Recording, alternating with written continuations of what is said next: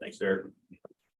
Okay, well, welcome to the May 25th meeting of the Board of Raleigh County Commissioners. Please stand for the pledge of allegiance. Pledge allegiance to the flag of the United States of America and to the republic for which it stands, one nation, under God, indivisible, with liberty and justice for all.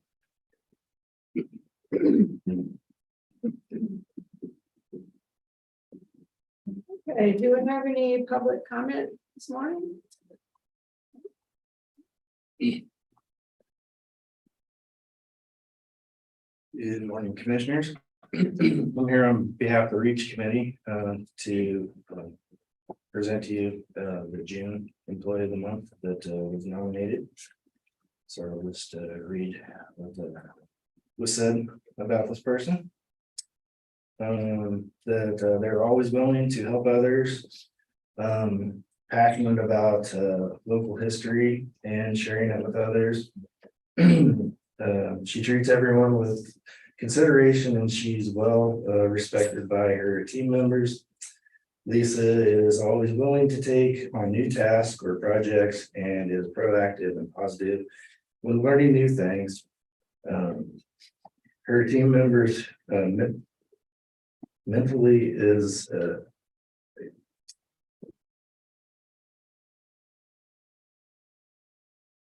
exemplary, and we feel blessed to have Lisa on our museum team and county team. So want to present Lisa John.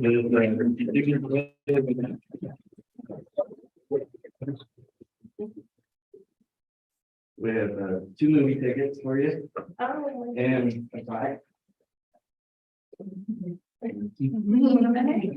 Yeah. In the middle there. Right, does it show up? What's your?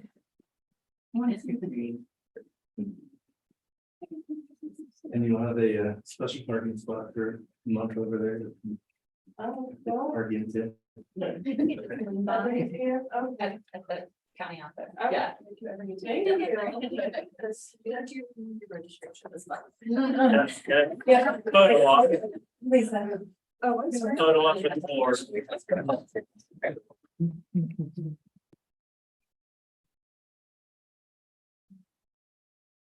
Come right on in.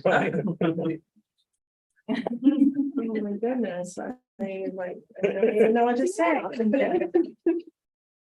All right, and then see, please. One, two, three. All right, congratulations.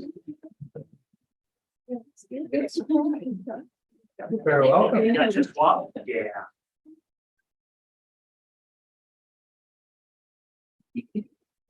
No,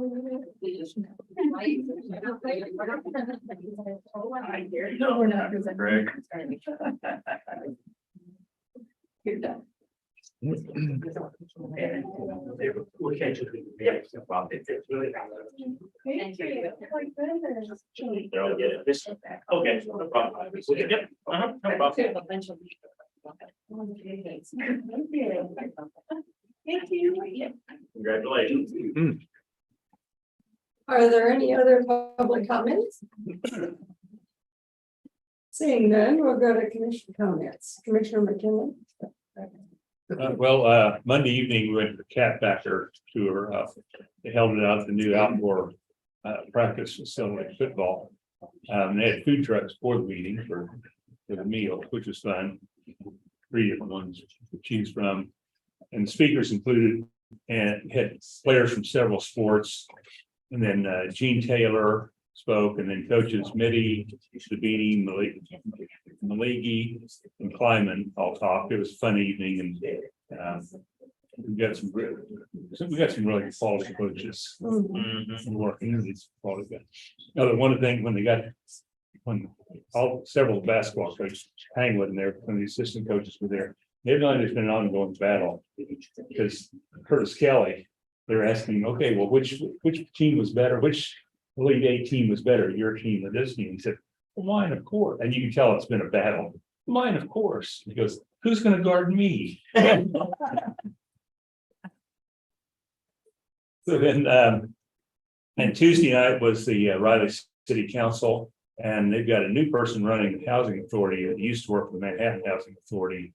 And she has a list of things she wants to, she's, being involved in that long. She's got a list of stuff that they're working on to improve the Riley Center there. And then they had a couple of permits for new houses, and all the lots in that east side development now have been sold. We kind of sat part full for a long time, and all of a sudden this year it's filling up. And then one of the councilmen is building a new website. He does computer stuff. He's building a new website for the city. And they also approved hiring a code enforcer working with the court, their municipal court they've got set up so they can get started on that. And Wednesday, I attended the dedication and ribbon cutting for NBAF. A lot of notable people there: Governor Kelly and former Governors Sebelius and Brownback, Senators Marshall and Moran and former Senator Roberts, and a lot of the local state representatives and senators. Opening remarks were President Linton and Mayor Hadasol. There was a panel discussion from several members from the USDA and DHS, Homeland Security, and then Dr. Clavejo, the director, also spoke. And then Kelly and Moran and Roberts also each had speeches, and then final one was by Secretary of Agriculture Tom Vilsack, and basically all of them talked about how went over things about how the facility came to be, starting back in the late 90s when they started figuring out something, and then early 2000s really got involved in things, trying to decide this is what was needed, and talked about how it came to be located here and the importance of it to Manhattan State and the entire country, and actually even the world. There's for the ceremony, I was talking to one of the guys, one of the scientists. He'd just been in Kenya last week getting samples for Rift Valley fever.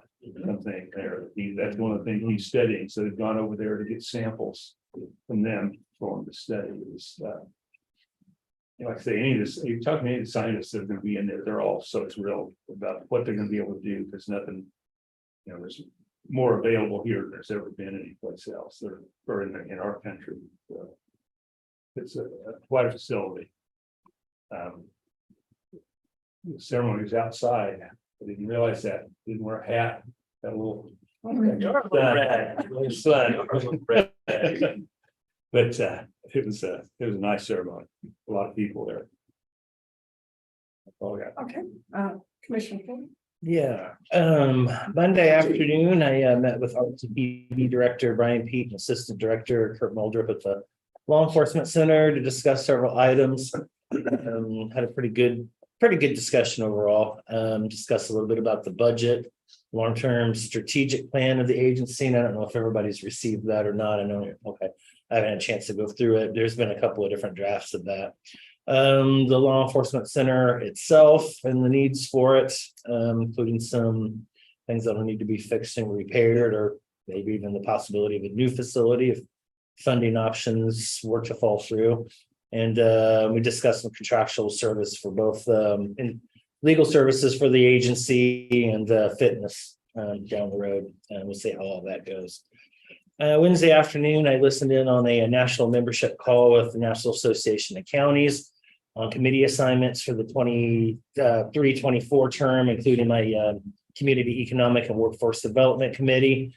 We were also briefed on a new committee that they are putting together called the Artificial Intelligence Exploratory Committee to help examine policies, practice, and potential applications and consequences of artificial intelligence. Committee will be comprised of 15 county elected officials, as well as some appointed officials from across the country that will focus on the county governance side of this artificial intelligence. May look to try to maybe get an appointment to the Veterans and Military Services Committee if there's a opening available on that too. Looks like K-State may have played their way out of the NCAA tournament in baseball. That was ugly, 16-3. I don't know if that happened the last handful of games. Maybe they peaked early. Guess they get top seed in Texas because this is a double elimination tournament, but they are the top seed. So hopefully we can at least maybe pull one win out there. We'll see and keep our fingers crossed. Rest of the week, I kind of spent recovering from some mystery digestive thing. I don't know. I think maybe I had it as late, maybe as Friday. I'm not really for sure. So I missed a couple of events on Tuesday and Wednesday, including the ribbon cutting, just because just trying to play it safe. Feeling better today, but it's been a rough couple of days. So that's all I got. Okay. Well, Monday afternoon, after our meeting, I spent some time in the office going over a lot of paperwork and emails. Later that evening, I attended a Democratic Party event that was honoring Tom Hawk for all his years of service. It was well attended, and Tom shared a lot of experiences in his career. Some of them were really funny that he's had, and so the crowd was really pleased. There were a lot of people there. I hadn't seen that many people at one of their meetings for a long time.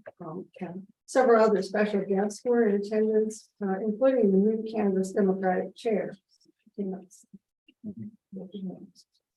Tuesday, planted some more shrubs in the yard, and hopefully that's the last ones because I'm really tired of it. And then I did some office work at home. That afternoon, I did an interview in Junction City with the radio station. It's one of the first that they're doing on public officials. So I know one of the employees there who worked with me on the campaign. That was good. I've never done a podcast, so that was kind of, it was very similar to going to King and so. Let's see. Then that evening, I attended the reception sponsored by Senator Moran prior to the opening days and morning at NVAC. It was a very large crowd, a good time for networking. There were a lot of new people, including Jeff Wolf, who's the president of Scorpius. And we project's still pressing forward, but they've had to make some major revisions. And we discussed how sometimes you have a big project and then you have to scale down, and so it was a good meeting. Interesting to talk to.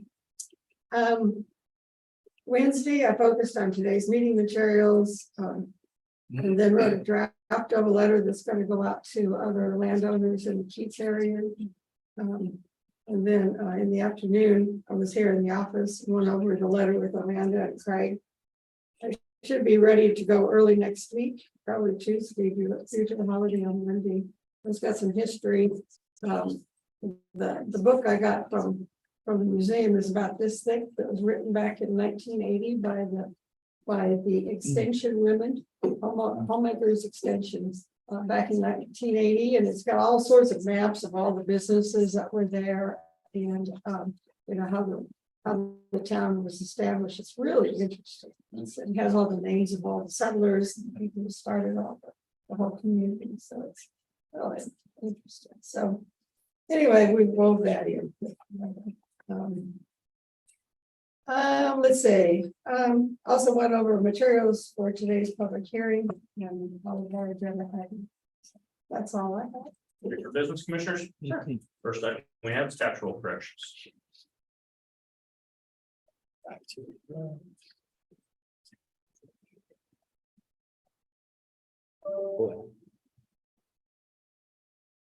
Now, when you might tell me, Anna, when BOCC stipulates a value, they look over market values and then We stipulated the value okay. with the opposing counsel. So that was something that we had requested potentially an executive session to sit down and kind of discuss that process with you guys. Again, potential litigation, anything that could potentially lead to litigation, would be more of an executive session type thing to kind of go over some of that, but it was our counsel, Mike Montoya, the counsel for the opposing side. New data gets presented to us, and it's an agreement basically that's reached between both parties and sent to the Board of Tax Appeals. We've signed, our representation signs, they sign, and then the board will stipulate it to what the agreed value was between both parties. Okay, I just wanted to kind of go over that again, that's Sure. interesting. Yes, That's for 4 years. 4 different years, yes. 19, 20, 21, 22.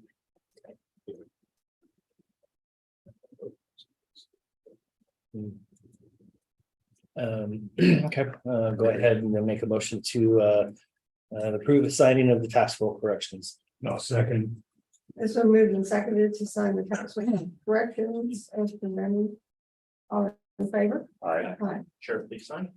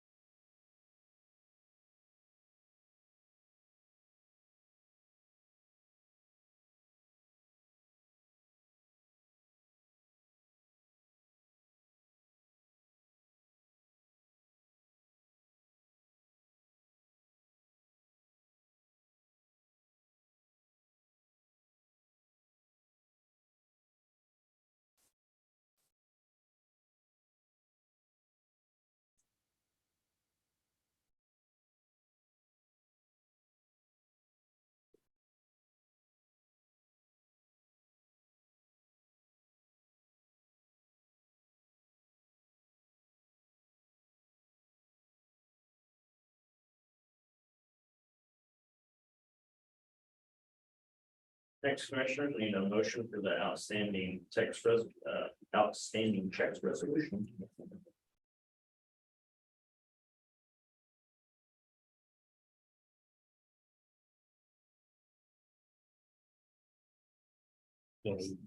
So these go back, yeah, the 20 to 21, so that's the far back and said,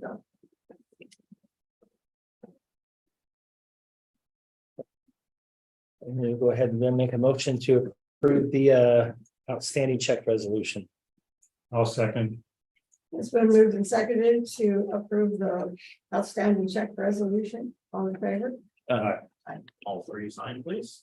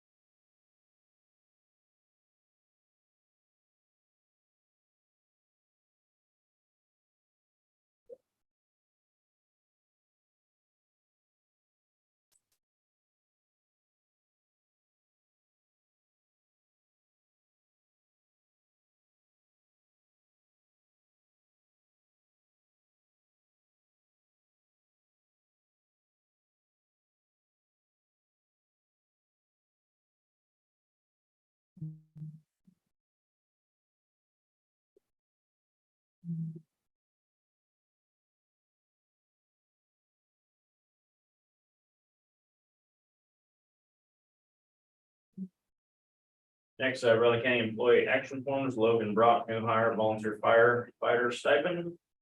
Cherokee Foster, new hire, volunteer firefighter stipend. Cole Alacadia, personal property appraiser 1, separation service, Joshua Swanky, for promotion, paramedic, EMS, ambulance. All three sign, please.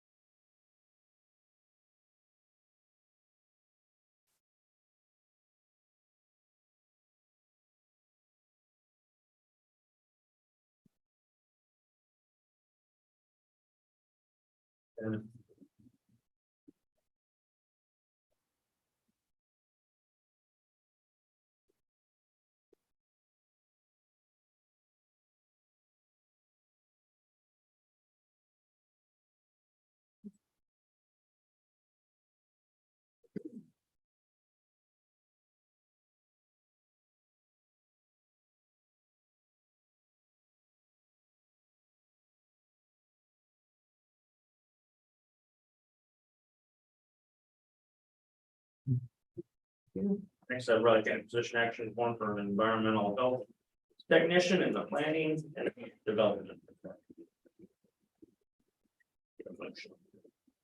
Did we You- skip one? This is the position that you approved back with Amanda requesting to either have a technician or a specialist, because she couldn't find someone with the qualifications. We just, the yellow sheet wasn't attached to that when you guys approved that. But we already approved it. Yes. You just haven't signed the document. Yeah, you've already approved. Okay. They did. that's what I thought. Yeah, it's actually out, yeah, it's right now, just the sheet isn't. Fine. But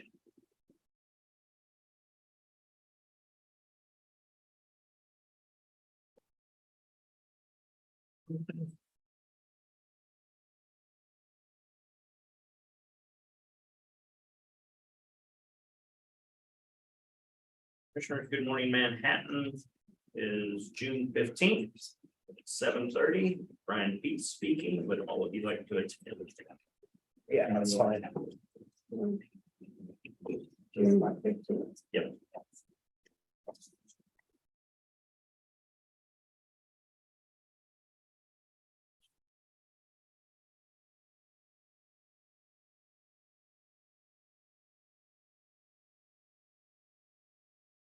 Same location.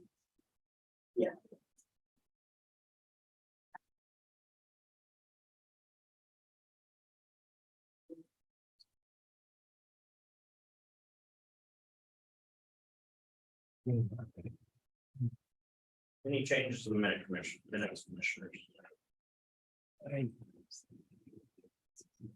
Actually, I missed looking at those this Huh? time. I actually missed looking at the minutes here, so I'm gonna go with, yeah, I guess. Yeah. Why not? Thing I missed. Okay. Go ahead then make a motion to approve the minutes from the Riley County Commission meeting dated May 22nd, 2003. Second. It's been moved and seconded to accept the minutes from the May 22nd, 2023 meeting of the Board of County Commissioners. All in favor? Lieutenant General Commissioners. Any items for next week's press conference? Looks like we've got a lot of appropriation requests though. You. Next, Commissioner Darrell 80 on budget request 9 o'clock.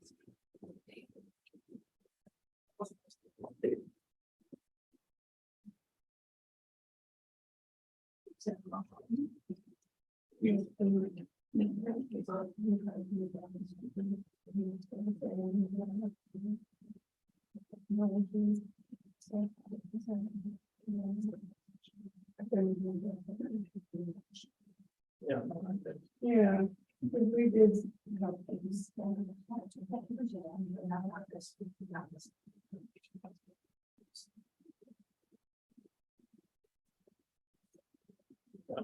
Yeah, they have, but Yeah. Yeah. I think- Oh. That giant file was really sad.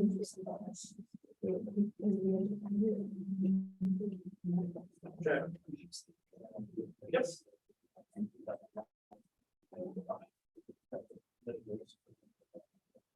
See if she's on June 1st. Here quickly. That's the last meeting of the night. Yeah. Amazing. Yeah. How's it going? It's going. It's going. It's going.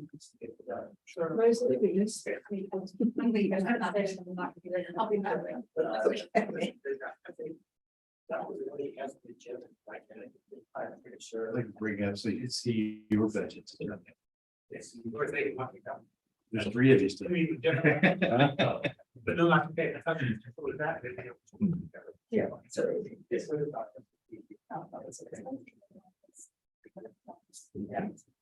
Oh, that's what it is. He said.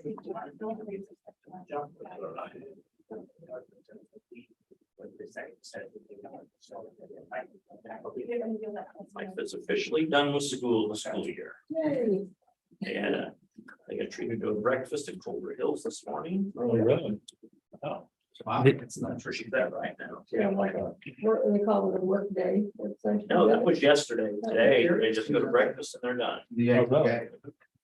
Yeah. He works in work. He's down by the front door. And you need to let him know we are. An ELA teacher, English He was just language. out by the front door. If he's not there, he's looking on. She teaches classes for noon and also he's got a doctorate in education. I have a friend who's teaching out of the fort and they were an extra week. $11, and they were had to go back in for the woods. Yeah. When let them go, maybe they have it.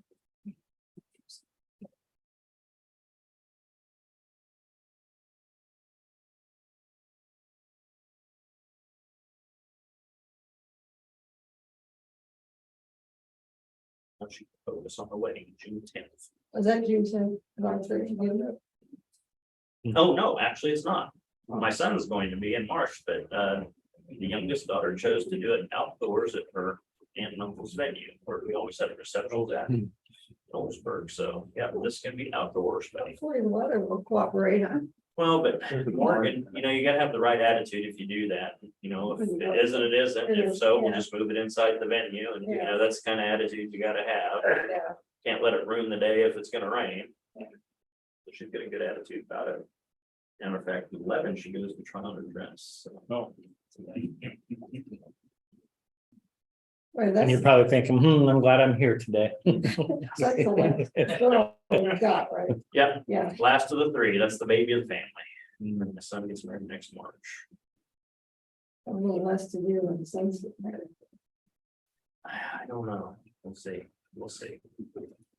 They were going to try and do something different than everyone else, and not make it a big to do and not do the traditional stuff. And they found out, it ends up they're gonna end up doing exactly what his twin sisters did. That's not funny.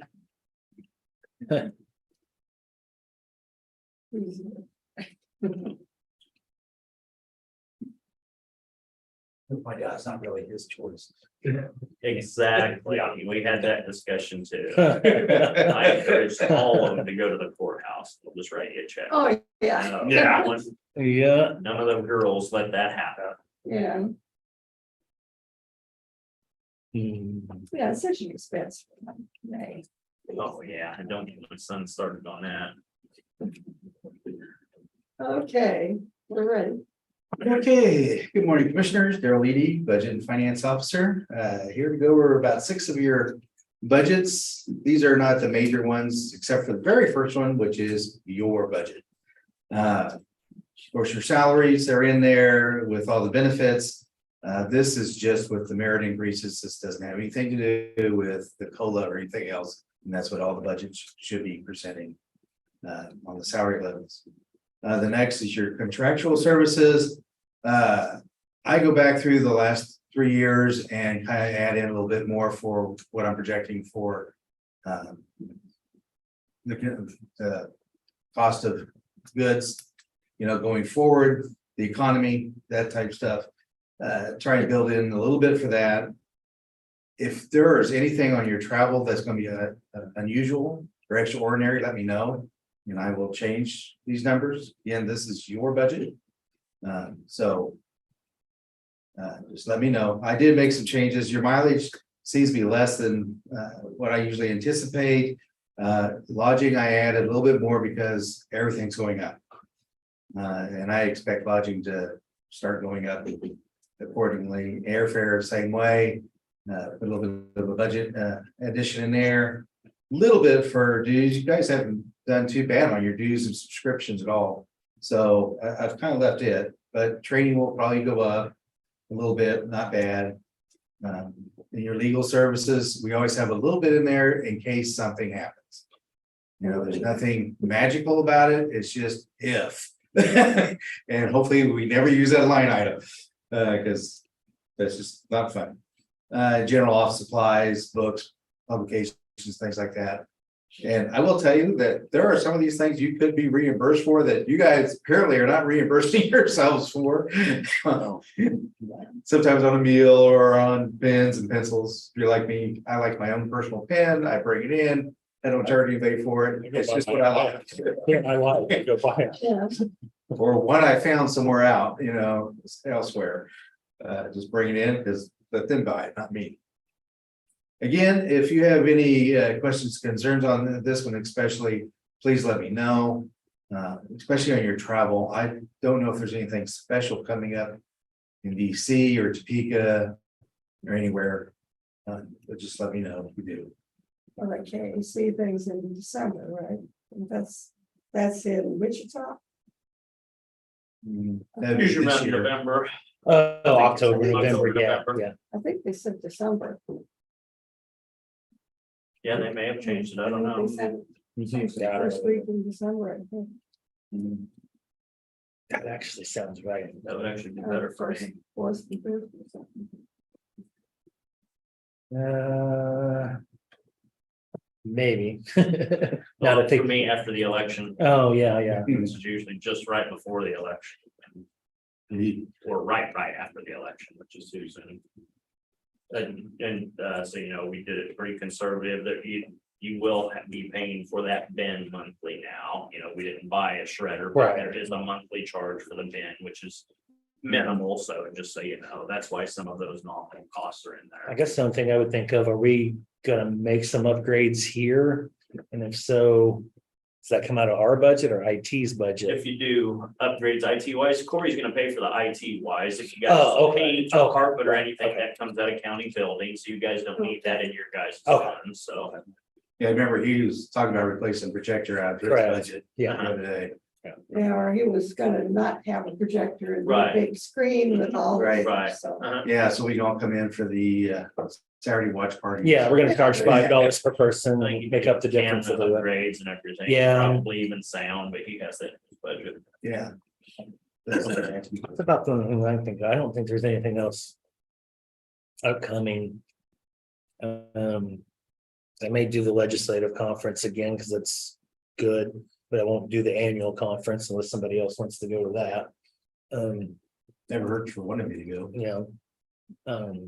Outside of that, I don't see anything else. I don't know about the AUSA, kind of to go to that one this year. That's in October. They're not doing That's a good thing for one of you to attend always, Mm-hmm. because we have Fort Riley and it is a big issue. it. You went to that last year, right? Yeah, it's worth its weight. Yeah, I think I'd like to go, but we'll see. Well, anytime we can support the fort, Mhm. that's good for the economy here, so. Well, last year Always was that, encourage and it. it was the first year that basically all entities were It's represented. open, yeah. So Okay. Sounds good. I did go up quite a bit in the coroner budget this year. Only because I've seen a lot of increase in costs there. There's been a lot more transportation, apparently. People. And the physician fees, of course, are always going up. So you always have to put up on some of that. Those are for it's different things with the coroner.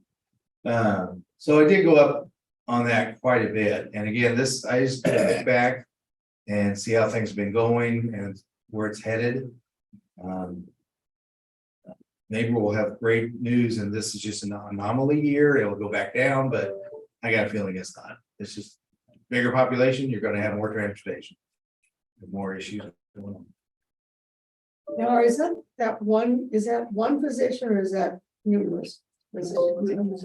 It's a group. We have a contract with the group. Okay. There's one lead coroner, but sometimes when they're not available, another coroner goes in. I thought it was, I don't know who it is, but I thought. Yeah. I think are they based out of Topeka? Yeah. And I was thinking, so, yep. So that's not considered contract services then, it's from the special group. Yeah, it is. That's why the only budgeted section, see on the right there, expenditures, contractual services, all of these are contractual services. Yeah, these are all these costs. Yeah, well, the fees are, okay, that's all. Uh-huh. Yeah. We set up a contract with them and there's a maximum they get. In fact, they messed up on a couple of the bills this year and we had to call them on transportation and there's a maximum they can charge for transportation fees on certain things. So we got them that. And they're more than easy to work with, so I have no problem with that. The juvenile detention budget, unfortunately, it has been going up as well. So I, again, just look back over the last 2 years, do an estimate and keep moving forward and we're going to be really close on the 101,650 this year. It may actually go above that, which is scary. So again, I went up pretty good on the budget for 2024. We're supposed to approve that budget next month, so. Are they? Final numbers. Good. This one we hardly use. The supervision fees and department, we always have funds in there just in case we do. This is electronic monitoring in case they put bracelets or something on somebody and that type of stuff. Again, we have to put funds in it just in case, but fortunately we haven't used it much. The next is the special alcohol programs fund. 2022, we must have had a good party somewhere. There's a lot of funds that came in. I also noticed today on the 2023 budget, we received just over 4,000 in income on that already. We spent just over 5,000. So this is kind of an in and out budget. And as things progress, I got to keep up with the numbers and keep it coming and going. So that's what a lot of the special alcohol fund is for. It just goes right back out as soon as we can. The war memorial, those are the bricks out front. There was once while, well, just last month we got a $75 brick somebody purchased. We will add those up and after a while they'll put new bricks out front. That's which very appropriate one to go over right now. With the weekend, it's coming in full. So they wait until you get several at a time rather than doing one at a time. Right, and that way they get a bulk price of a bunch of them. You send them all out there instead of sending somebody out there every every so once in a while. They just keep a list and then go out there. You see in 2022, that was about $1,200 worth of, or $900 worth of bricks we put out there. That's kind of their target area. We've been doing some advertising for that, so that might be part of the pickup on that. That was started in the mid-90s. I was the accountant in the treasurer's office set up that fund. Dick Jepson and Bert Meyer were the two lead guys on that. I mean, you know, with the grades and stuff like that, it'd be nice to put something special about it. Especially with all the memorials that are around town this weekend, it'd be nice to publicize some of that. The next one is a good guess. Insurance. We've already met with our insurance group twice. And they haven't come up with great numbers. The good thing is. We are able to work with our insurance company. And our local ones, they're working with our blanket clause and everything else because it covers all of our buildings throughout the county. I heard one the other day that scared me. From KAFCE, is that the group? But they had an increase of 20%. Because the increased, values of property, the difficulty of getting stuff in, things like that. The cost of buildings are going up. And so the cost of insurance has to go up to cover it. We have a nice blanket insurance and we are able to work because we work with our local insurance company. We're able to work with them and they keep our costs down. So you can verify, if not verify with them that they've taken into account our new North County facility and the new EMS ambulance facility we'll be having. I'll double check them again. We did ask that the last The time. next one won't be functional, the big one won't be functional by next year, but we'll still have to have builder's risk or something on it, but the North Right. County, so. Those are all things that factor in it, plus all the costs, plus just think of all the facilities we have. We have a bunch of facilities, and this covers everything. Right. Transfer station, fire, gonna be in a, Yeah, there's a lot. they do work hard for us. Yeah, they do. And like I said, we've already met with them twice and they've been going through the numbers. They worked with Anna's group a little bit with their numbers as well. But they also have to deal with their underwriters. And Their make sure underwriters they're, send us a number, and then if we don't like that number, they fight on our behalf. What else our local representatives do? They just don't take what the company says, which we want. right. It's always good. And that's where we have a definite advantage, I think. Over some of the others is that we do work with a local company that really does fight for us. And that's a good thing. The others have a state contract, which sometimes can be good if you're, especially a small town probably out there and need it, or a small county. You need some backing or spread out your risk. Well, we have a pretty big county with a lot of stuff to spread it out over, so we're okay.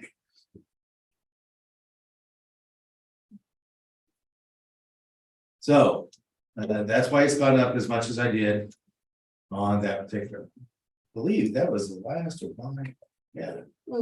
my group. So if you have any questions or concerns on these are. I'm trying to start you off with a group that's not too tough. The first thing in the morning. And I do need to get the questions out there in case there was anything on yours that, you guys come to mind or anything that I need to build in before we come over to our work sessions, which start on June 8th, I believe.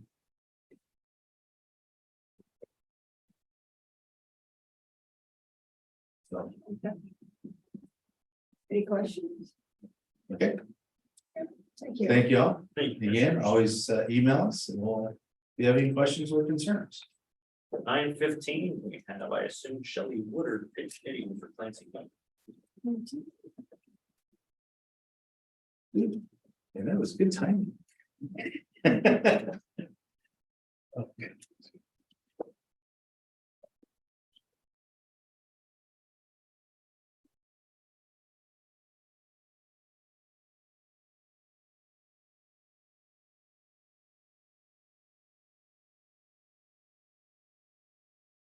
So it's 9:15. I don't have really an update.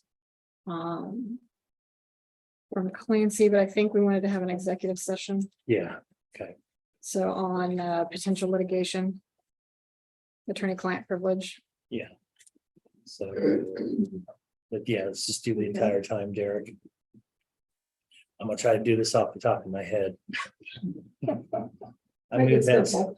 I move that Chairwoman Foki, Vice Chair Ford, and Commissioner McKinley move into executive session to discuss confidential legal advice regarding potential litigation issues with Shelley Woodward, Deputy Counselor, which would be deemed privileged by the Kansas Open Meetings Act, with the open meeting to resume in the County Commission chamber at 9:35 a.m. I'll second. It's been moved and seconded to recess into executive session until 9:35. All in favor? Aye.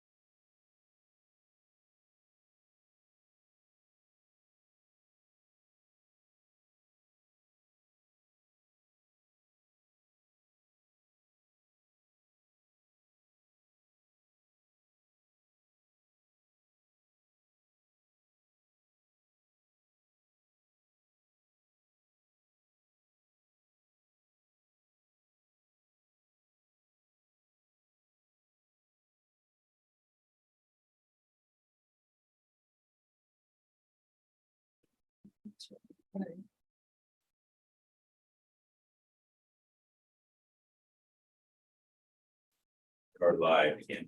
Okay, I'll go ahead and move that the Board of County Commission come out of executive session. I'll second. So moved and seconded, the board come out of the executive session, all in favor? I Aye. also make a motion and move that the record reflect that action shall be taken consistent with the consensus reached in executive session.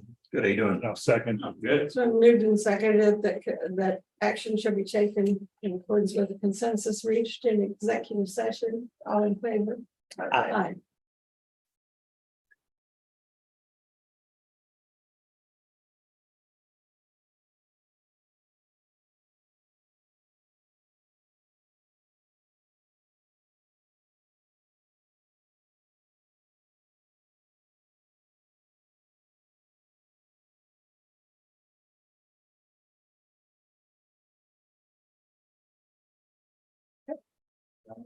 Good morning, Commission. Corey Meyer, ITGS Director, here for a staff update.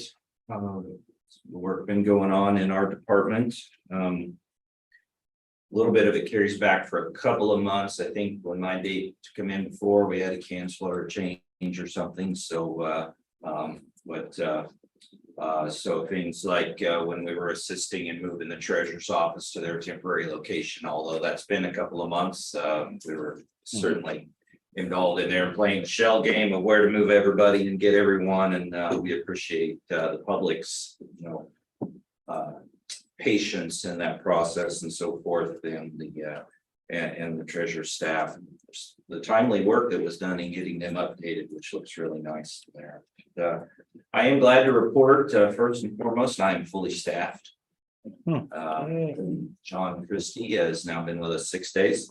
Hear that across out there loud, right? Yeah. And doing well so far, doing well.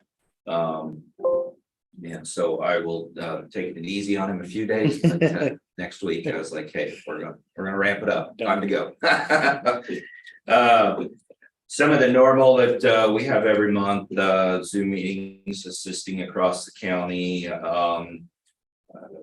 We also our monthly work in assisting the appraiser's office and the register deeds office and transfer of documents to the state for their online work.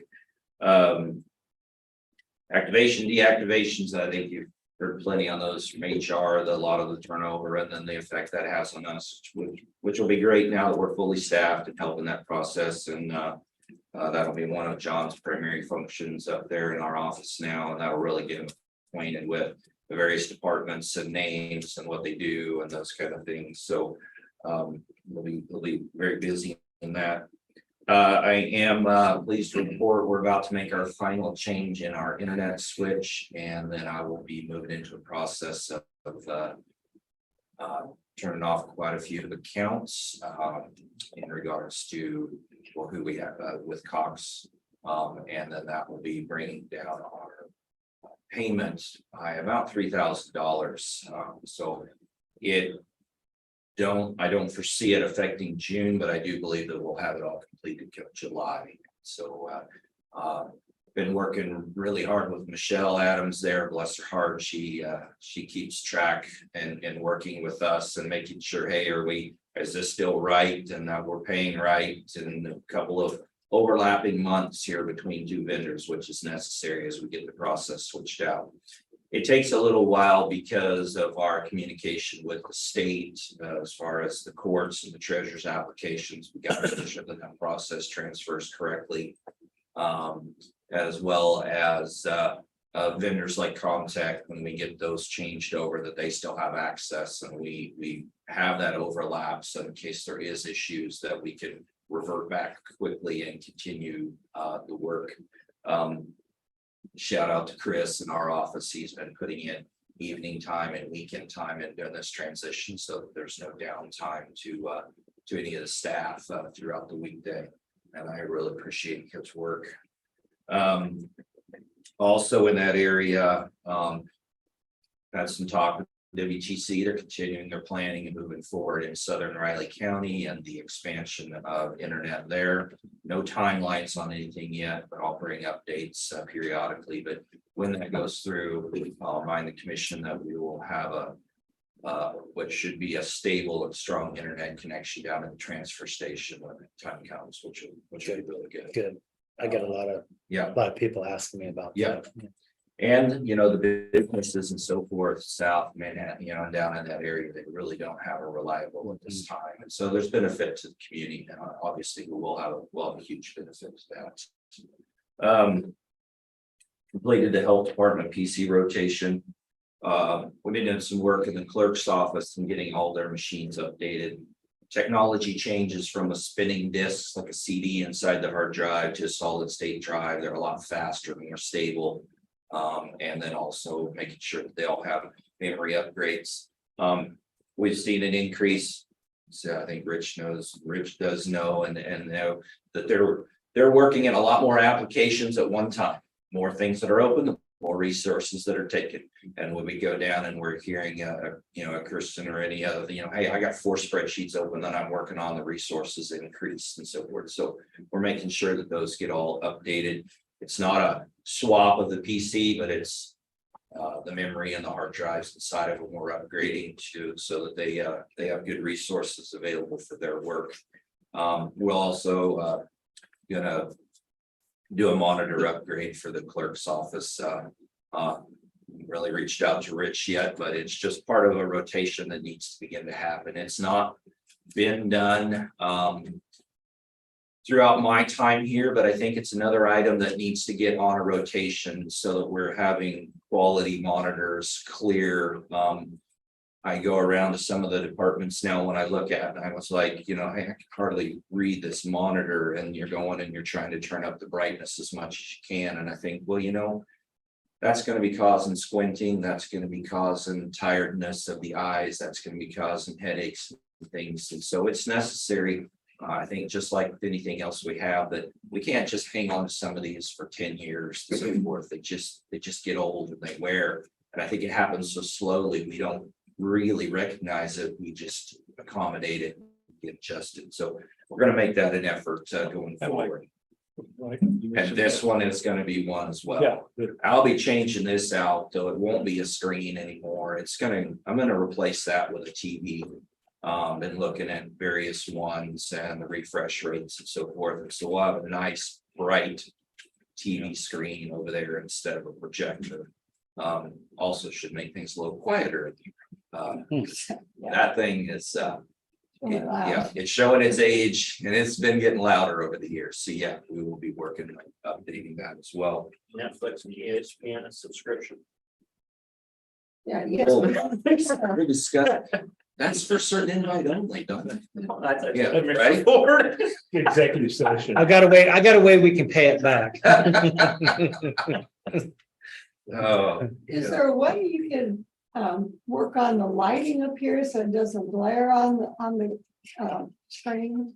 I don't know if we can move some panels around. So That's actually what those two are correct. That was one thing that we had done. And we can check once you get the new one and see what it's like, if we need to make some adjustment. yeah. We can maybe shut off the next two as well. We've got plenty back behind us. Yeah. Because it does glare. Oh, absolutely. I agree. And I agree with Rich. I would say let's not do anything until we get a replacement and see how that looks, and then we'll make adjustments. Yeah. But yes, that's not a problem. We'll definitely look into that. Obviously, I was just here Tuesday, submitted budget, but budget time it's always interesting. It's fun projecting forwards, looking back, trying to find the patterns and so forth that have gone on. That's the adjective I would use, but okay. You know, Love to see Courtney's weekend. Yeah. Last. it is. I love the negotiating part with vendors too and so forth. I love getting after them. You know, I love it. And Fair enough. you know, and it's a fun part. I might be an unusual one standing here, but Party animal. Yeah. so yeah. Again, Chris has been working on some changes in our internet email filtering.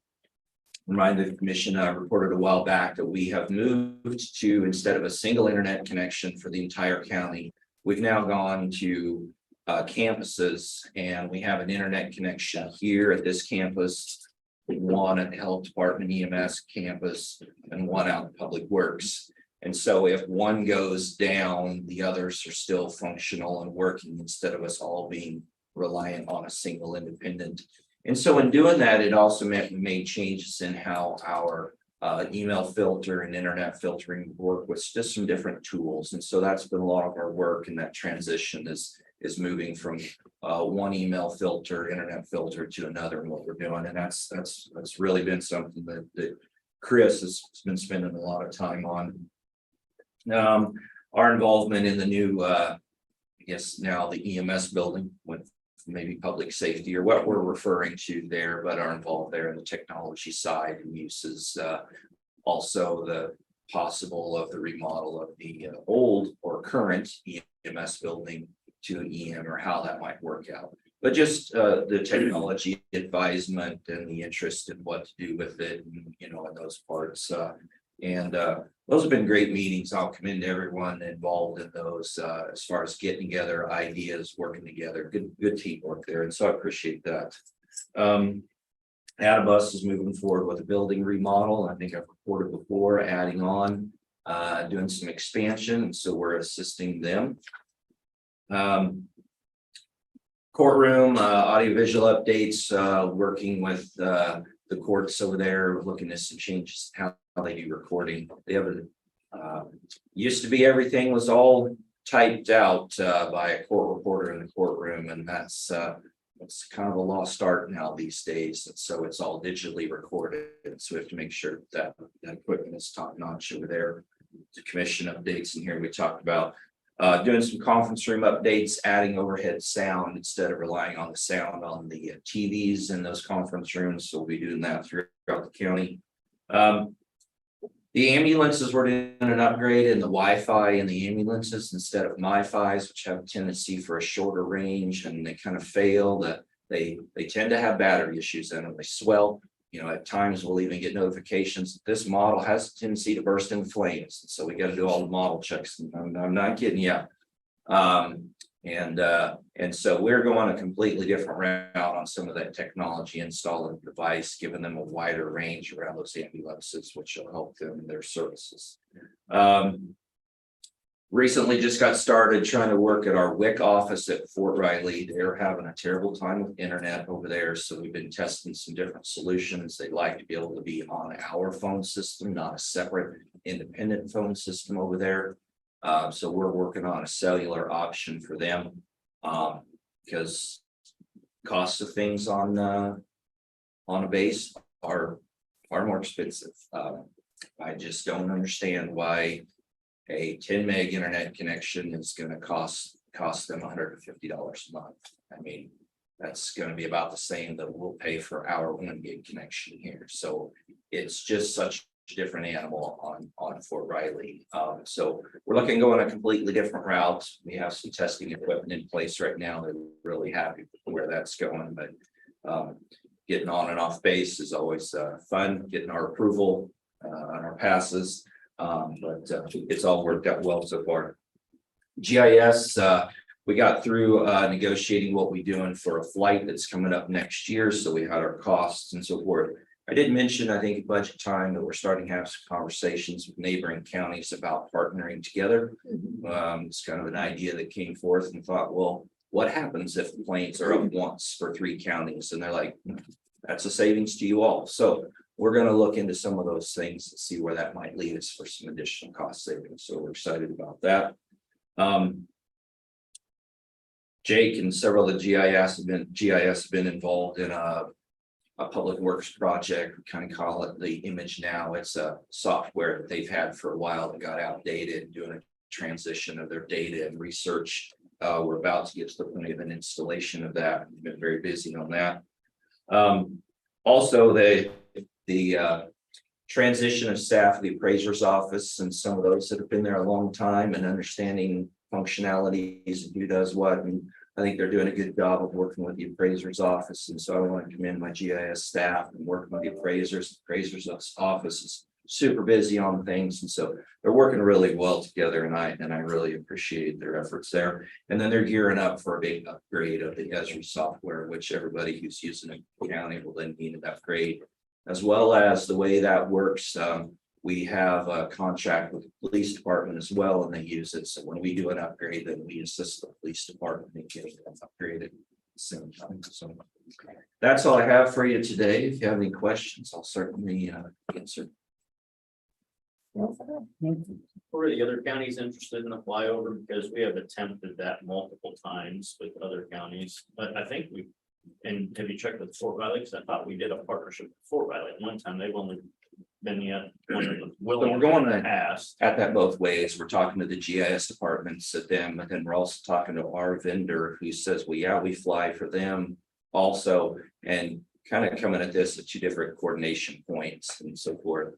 I think like with Potawatomi County, they're not interested in the whole county being flown, but they're interested in our resolution level, which for our towns and cities, we fly that with, that's what's called a 3-inch, and then the rural areas, we fly it at 6-inch. Well, they're not getting theirs flown, that low, and so I think they're interested in the southern part of Potawatomi County, maybe the 24 corridor, if you will, where there's a lot of growth and change going on, which would be really beneficial to them.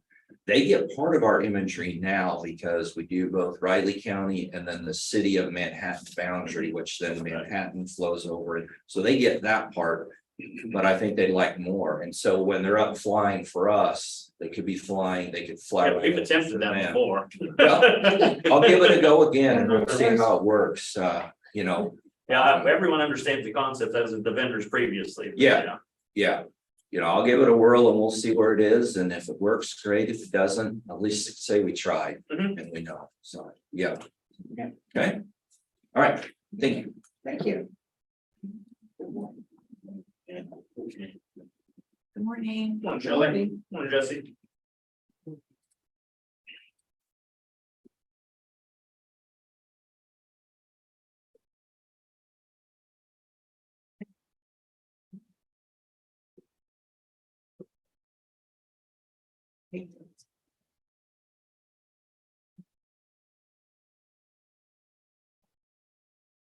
Ready for me? Yes. Okay. Okay.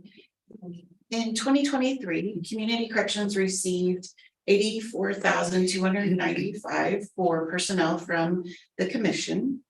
For 2024, the personnel budget for Community Corrections is $876,000 and some change, which makes a shortfall from all of the grant funding of $112,837. The reason that this number is what it is we had to budget for 2 retirement payouts in calendar year 2024, which totaled $24,685. Of course, we have to budget for the maximum potential payout for retirements. However, I do not anticipate that either retiree will need even close to the maximum amount.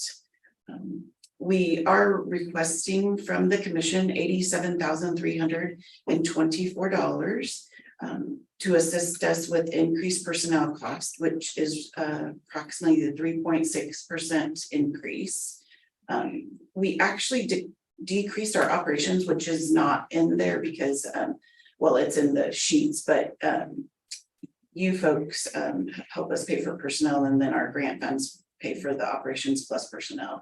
But we actually decreased our total operations by $4,049 to help cover the increased personnel costs. So we're going from $50,629 in operations this year to $46,580 next year in operations, thanks to Jesse for finding ways that we could find some savings and some cuts.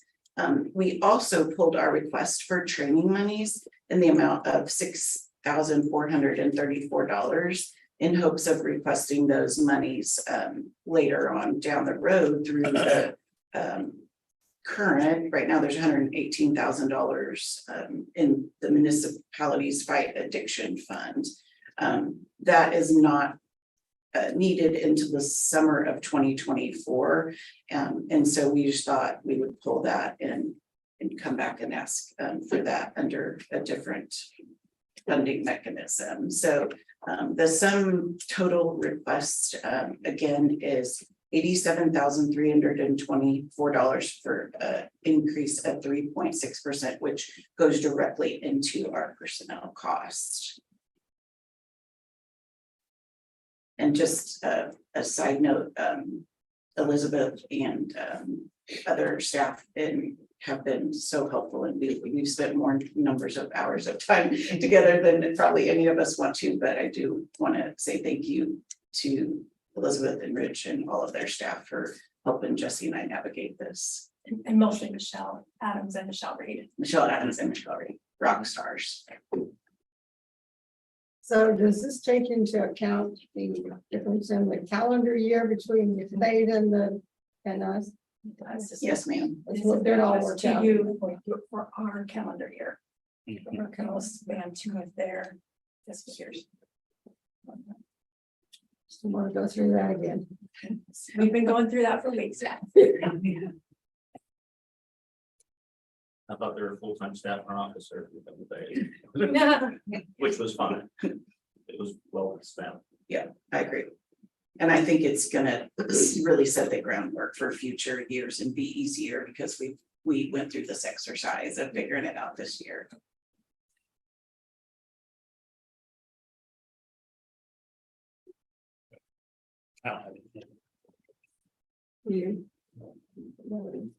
Okay. Thank you. Yeah, on a side note, we had our second drug court graduation yesterday. Oh, really? And so we had a male and a female finish the program. So it's our third completion. I am going to leave for Place Center for our second female. So our first female graduated yesterday. So all in all, we'll have 4 graduates from drug court. So neat ceremony, and hopefully maybe our next one here in Riley County, you guys can come observe it. So we'll let you know. Okay, thank you. Thanks for your time. Sure, yeah, Vivian Leyva at 10:05. Come on, John, I thought maybe you'd retired, I haven't seen you in a while. I've been trying, but family won't let me get away with that. He's definitely not on the It's list. the same problem I have on that issue. Not on the list. They think they want to finish school. I tell mine, I can live at a much slower standard of living. But I am a new grandpa. Oh, congratulations. As of Saturday morning, yeah. All right, congratulations.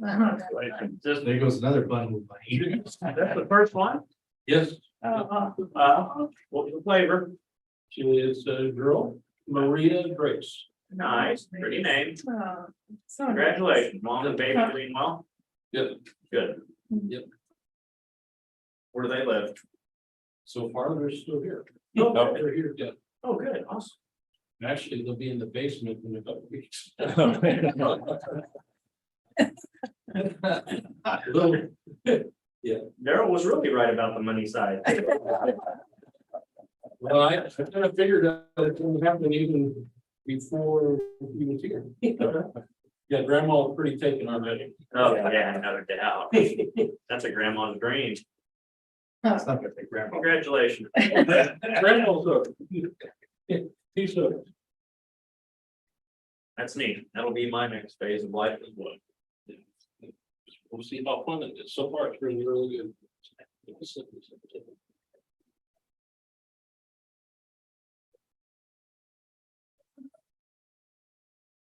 Clancy's canceling his.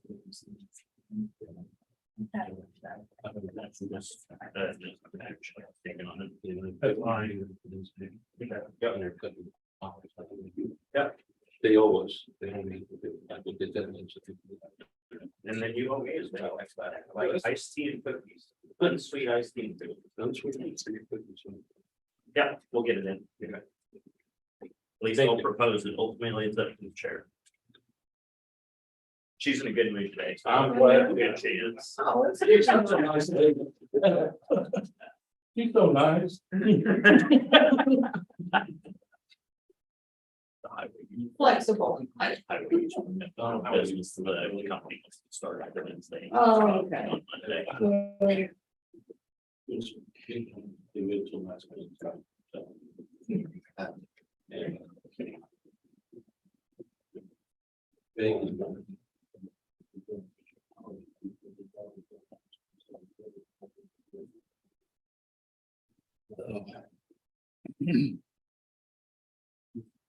Commissioner, since we have a couple minutes, if I could, Mr. Eldon, the highway use permit, that he would like to have on business today, actually Monday, but since we're closed on Monday, this company would like to get started on Wednesday. So if the commission's okay to go ahead and entertain approving this highway use permit for Evergy. It is. Build a substation out of that. The other side of the county is on. They're working on Martin Road and Walnut. Walnut, that's what I was looking for. Yep, Barton Road, Walnut. They'll work from like 8 o'clock at night to 6 o'clock in the morning. Oh, really? Yeah. That's that big of a project for them. That. Yeah, they didn't tell us that much ahead of time.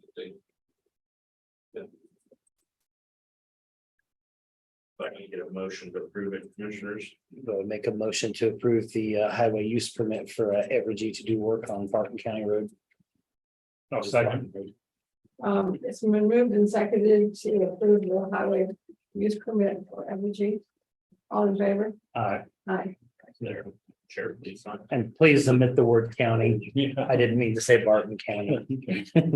I could have sent them all the way to Great Bend. Yeah, a little far away. Yeah, that's really on the opposite side of the county.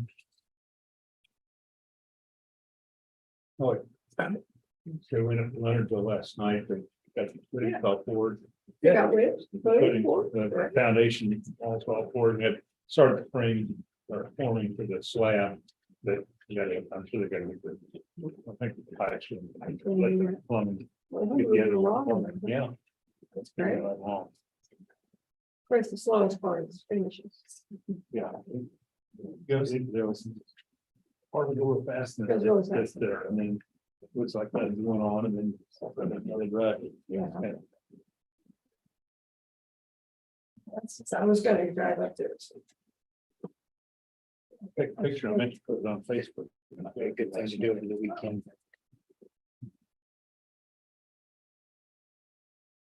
Oh, yeah, that's why I went up to take a picture of the post, and it's still. It's just, oh.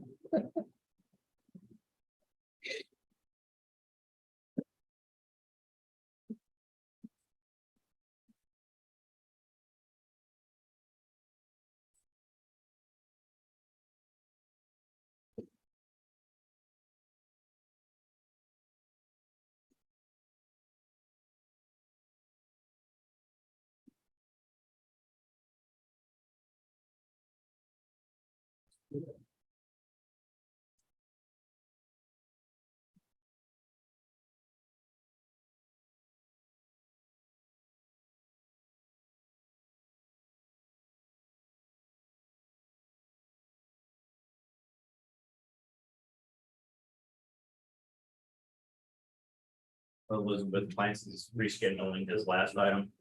Yes. So we won't have the 11th. That's always good news. Not having stomach virus. That's Yeah, tell me, I just had it last week.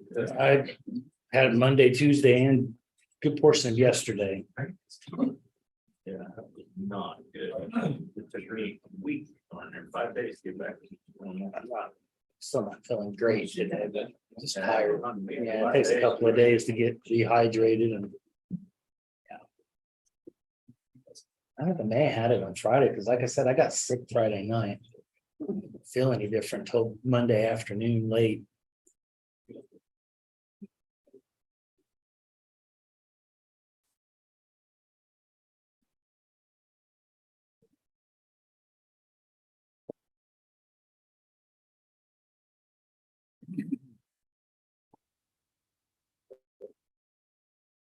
Just have a hard time saying straight.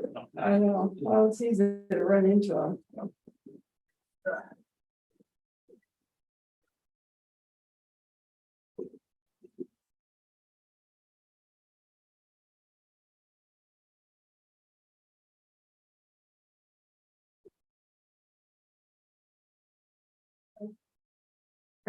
Okay, good morning, Commissioners. Vivian Leba, Public Information Officer, here with the communications update. It's been a couple months, so it's been busy.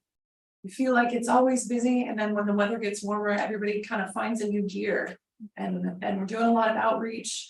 We had a lot of fires over the past couple months, and I'm gonna knock on wood that we're past fire season, things are green again. But I have to share pictures because that's a fun part of my job. It's just fun. The Mariah Doll Road fire.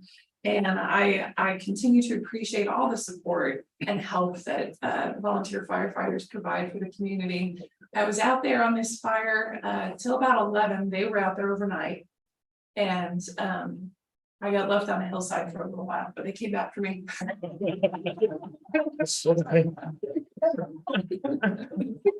Forestry. Dark out there? It was starting to get dark, but forestry rescued me and took me down to where they were fighting in this area, and it was very steep terrain. It was a heck of an incident, and it could have been a lot worse. But people from several counties came, and it was just a really big fire, but resulted in, you know, some images that I thought were good at helping to tell the story of what they were doing out there. So I appreciate them and everything that they do. And I'm in a unique position in the county that I work with every part of the county, and I get to know what everybody is doing, and I'm trying my best to tell the public about it. We've had a lot of outreach events and other events this past couple of months, and while I haven't been able to be at every single one, I've helped with promotion, and staff are stepping up to help spread the word. I appreciate that very much, and I want to thank the media partners as well, especially Manhattan Broadcasting.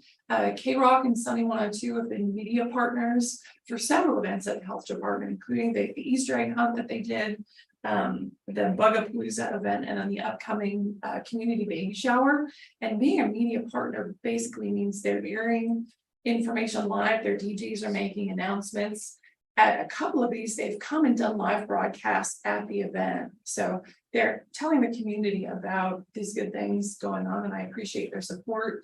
The Easter egg hunt, this was the first time they did that. They had about 300 people attend, which, you know, wouldn't have happened without word spreading. So appreciate all of that very much.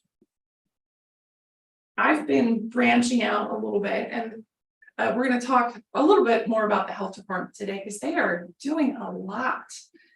They got a grant to partner with the Flint Hills Volunteer Center for a suicide awareness project. As part of the training they're going to offer throughout the community, they asked me to come by and film some interviews with local people that they can add to part of the training to give testimonials. Did about 8 videos. And I am not a videographer, so I was learning. I had a pretty steep learning curve. Aaron Winterbo from RCPD and then Alex Protzman from EMS. They kind of helped me out with advice and technical expertise. So we've got, this is just a screenshot of the front. I wasn't going to play the video, but this is Gary LaGrange, who started the Save Farm that we had the tour of recently. So, and he talks about his work with veterans. So some personal stories, and I'm happy to be able to start learning video and video editing. It's been challenging for me, but it's the future of communication, you know, like you have to have video. So I'm working hard to get better at that. And then a little bit of stats. This is about the average number of news releases. I think we do a good job of sharing information that is newsworthy and staying on people's minds, filling that bucket of goodwill about all the positive things that our department's doing for the residents in the county without, you know, putting a news release out every time we buy paper clips. So there's a balance to be struck. And our, you know, communication in general is kind of in flux. News agencies, even radio, are expected to have multimedia platforms. So like you can't send a story out without photos. Because even the radio has to have an image that they post online and their social media, and everything's so immediate that the partnership is essential to get the word out. I attended a crisis communications training last week offered by the League of Kansas Municipalities, and 2 former reporters were there talking about the benefits of just direct messaging to media. And they kind of said news releases were making me think of the past. I disagreed with that for our local market. I think it's a great way to communicate. I plan to keep doing it. I also attended a FEMA training and about emergency crisis communication. So like basically focused on those media messages, and it was wildfire specific. We got a lot of great information from like folks in Oregon and California and Washington about what worked and what didn't. And there was, I feel like the most valuable part of the session was from Dr. Jeanette Sutton with the New York State University at Albany. She did a lot of research about what are the elements in an emergency message that prompt people to action. So if you're issuing an evacuation, what are the elements you need to prevent a concept called milling, where people say, well, does that mean me? Is that really now?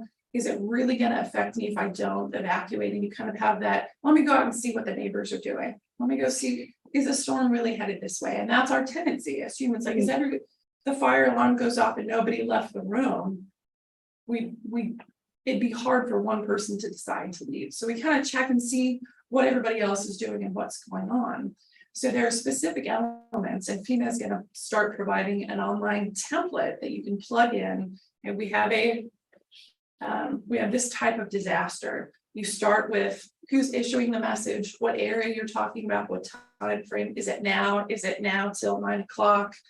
What are the actual specifics? And she's done a lot of research to pinpoint the elements of the message that prompt people to respond immediately. And then she talked about follow-up messaging as well. So giving it all clear, basically.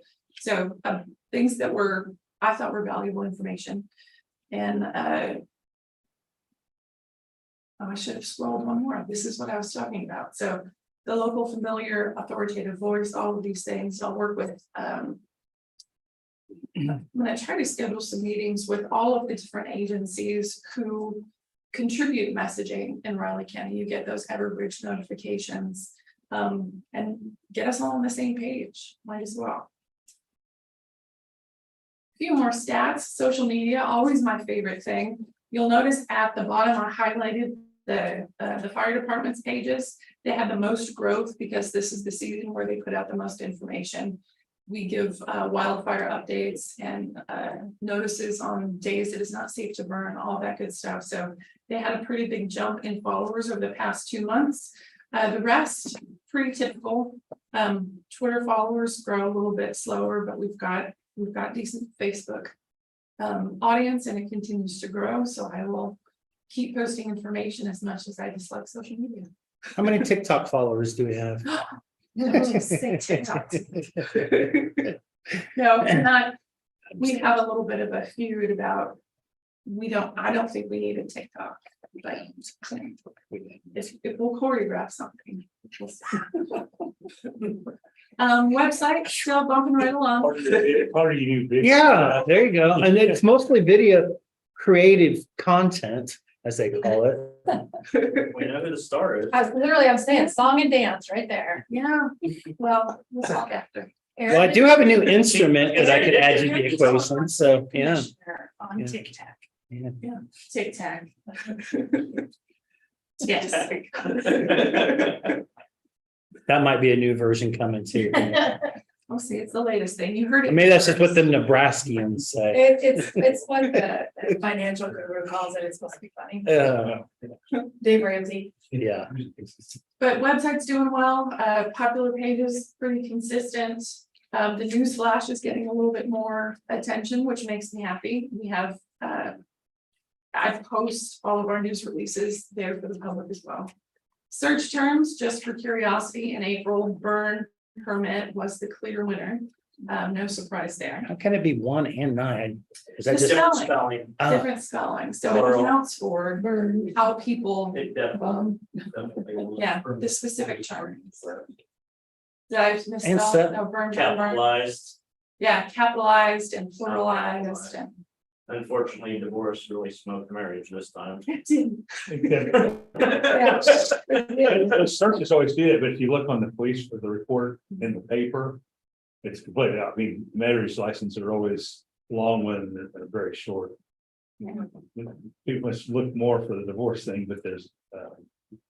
If there was one of those police or those, with a court report, I guess it's in the paper, that lists all marriage like every couple of weeks. It's all Oh, marriage no. License, and there's always a lot more marriage, there's only. Reverse of this. There's a little bit of hint of irony that real estate tax is actually right ahead of divorce. I'm just saying. Just saying. Surprised that wasn't number one. Yeah, this is the season for that. Right, and then the other, I wanted to, I've been offering a couple trainings for staff, media training for folks who will speak with reporters either live on camera or answer questions. And I'd be happy to work with you guys if you're interested in any media training. We can do some individualized just to brush up on things. There are skills to make it easier if you're interested. So please just let me know. Okay. And that's all, folks. Okay, thank you. Commissioner, you have Mr. Brady Cox, High Plains Range Road, Township District Assessment here. Thank you. Thank you. You.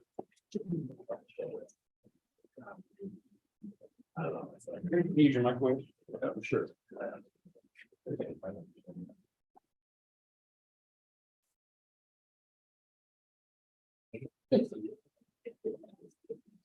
It's probably right. Yeah, sure.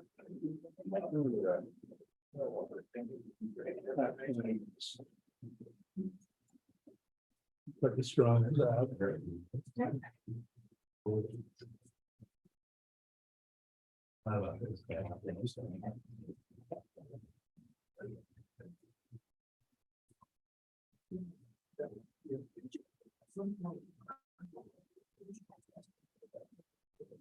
Right. Now, okay, about 180.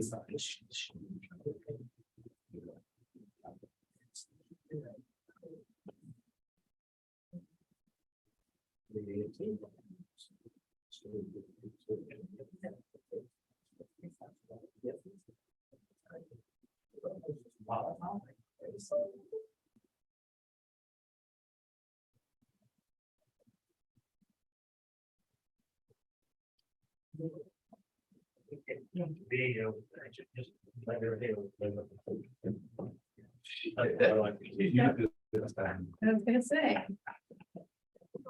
I thought I get a bigger reaction to that. We don't have to say that word. What's that? We just.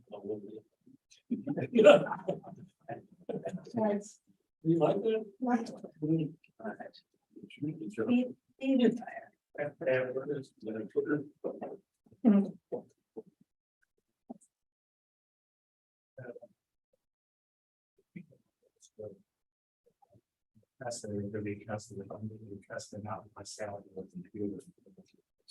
I would try to forget it. I think that's hard to.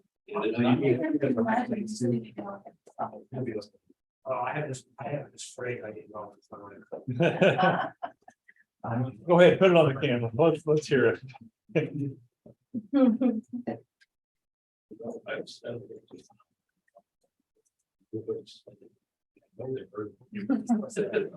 Just.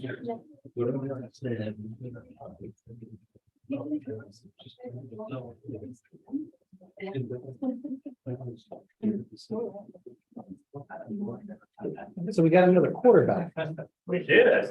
from Minnesota. Walk on. He didn't smoke. And they said he was one of the top 30 quarterbacks in the country. I was trying to figure that out too. What I've been reading, it said, they must have somebody else's. Name that. And they'll have a. They said what? Oh, yeah, There's yeah, guessing, there's probably someone else that they never even ready to announce or leave, so they'll have a scholarship. But having too many quarterbacks is not a problem. I bet it's probably the kid from Arizona is what I'm thinking. But I remember years ago. Would sign 4 quarterbacks every year, but their safety was a quarterback, one of the corner, if the quarterback like the quarterback, if one of the receivers. They bring them all in there and then figure out a different way to use it. I still think we need. A lot of, especially smaller stuff. Yeah, I mean, they use the quarterback period, And he might be able to teach them to do other things. Still think, with Pickle retiring now, we've got some loose ends to tie up on the D line. So it's, Yeah. This kid just climbed me then running really hard and Yeah, he was coming out of high school. When he said, and we connected with his parents were. That's what an English teacher, it's high school, had played. One of the offensive defensive line.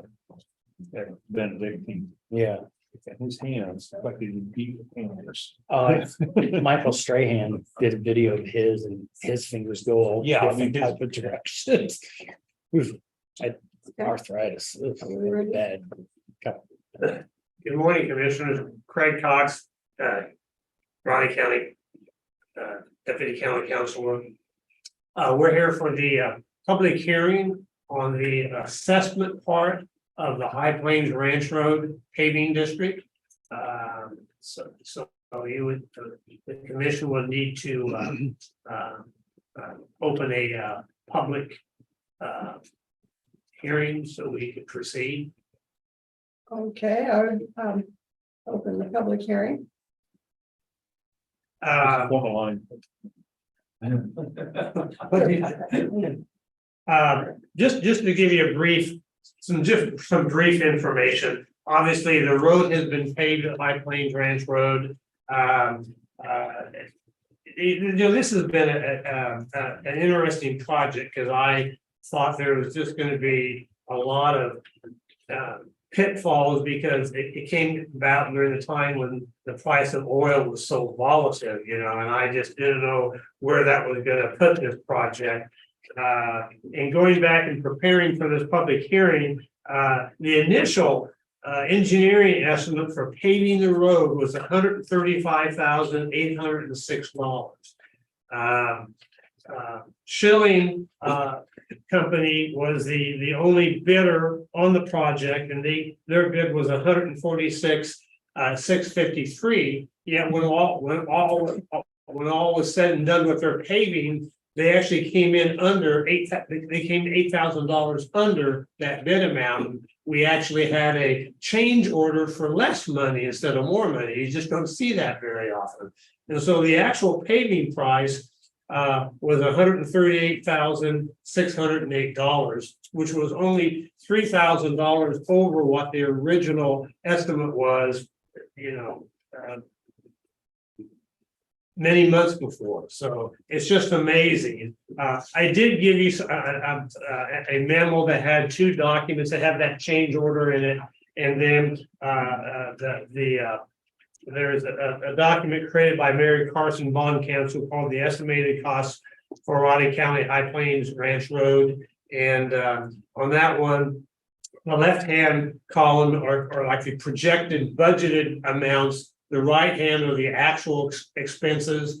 And if you go down line by line, everything has come in under or was the same except for one item. And that was on the permanent bonding. The Attorney General's fees were estimated at $250 and they're going to come in at $400. So again, you couldn't have worked a project closer to estimated amounts than what this one was done. The total cost with the cost of paving and the cost for the temporary financing and the long-term financing is $167,000. That's what the assessments will pay In the resolution before you this morning. That amount's broken out per property owner. And basically, that's an assessment of $18,555.55. Some pay 55, some will pay 56 cents. That's how it works out when you do that. But that's the assessment. If you approve this resolution this morning, it will be published in the paper Tuesday of next week. That's what we have scheduled for the bonding process. That same day, we will send out we'll have Rich sign letters. We'll send out letters to the property owners that they've got a copy of this resolution, so they know the amount already, but we'll send them letters, tell them what their amount is. They have the option to come in and pay that amount in full.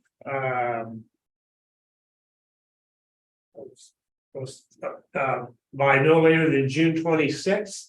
Then if you don't do that, then their assessment amount will be financed over. I'm not sure what term of years Mary's working on. Can you recollect, Rich? Usually 10 on a road improvement. What's that? Usually 10 on a road Yeah, improvement, yeah. Generally in that lifespan, Yeah. and they need some repairs, so Yeah. you don't like it to go beyond. So that will be the notice they get, and we really won't move any further on the project until that June 26th deadline comes, and we know how many people have paid in full and how many are gonna finance over the finance period. Can property owners pay, say, half of it and then finance the rest, or does it have to be all of It has it? to be all your financing, yeah. And if we have them, sometimes they'll come in a couple years later and say, hey, I just want to pay this off. Well, you can, but you don't save any money at that point because you have to pay the full interest Yeah. amount. It Get the doesn't bond save person, you, yeah. Doesn't save They bought this anybody. bond Yeah. from that. You have one opportunity to avoid any interest cost at all, and that's within the first 30 days. Yeah. 30 days, okay. Yeah, so, I mean, And yeah, that's- because once the bond's set, everybody's interest amounts locked in, and it's just, you can't undo that, so, yeah, the one chance to pay without interest is gonna be, the next 30 days. And the interest rate, I'm sure it's in. For me, The interest rate, is that in here somewhere? I haven't even heard that discussed. And I don't think Mary really knows the interest rates until she gets the bid on the Oh, bond. here, So it's that, estimated at 6%. yeah, I mean, and let me see, I do It's have, an estimate, yeah. I do have Mary's calendar here. Well, she's scheduled to close the bond on August 22nd, so probably about that point in time, we'll know what the interest rate is, because it's the bidder, I think, bids the bond and bids a certain interest rate, so we won't know that until that bid's accepted.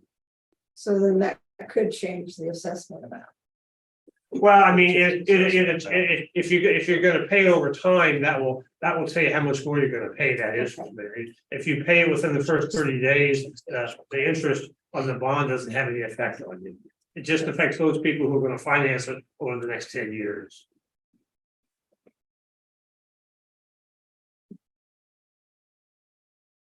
And I was anticipating at least a few people showing up today. I mean, property owners, I Plains Rancher. Unless Elizabeth's moved recently, that I don't know about, so, that's all I have. I've answered some of your questions. Do you have any more questions about this? Any Okay, questions from the audience? like I said, the process moving forward, you approve the resolution, we publish it. That starts the 30-day payment period, and then once the June 26th comes and goes, then Mary gets into, we know the amount that has to be bonded, and she'll get that bond in place. Okay. If there are no further questions, then I'll close the public hearing and use the resolution. We'll go ahead then and move that the board approve the attached per owner assessment method resolution number 052523 for calculating assessments for the High Plains Ranch Road Benefit District Rehabilitation Project. I'll second. So moved and seconded for the board to approve the attached per owner assessment, resolution number 052523. All in favor? All three sign, please. Thank you, Greg. Thanks, Rich. Thanks. And I will blame all the copies of the Attorney General. That's not necessarily true. We need to have some copies too, but there are copies there. Mary needs those for her bond order, which deals with the Attorney General's office. That little break, commissioners, I am up not until 10:50. Oh, good, then you get these on time. Okay, you got it. Yeah.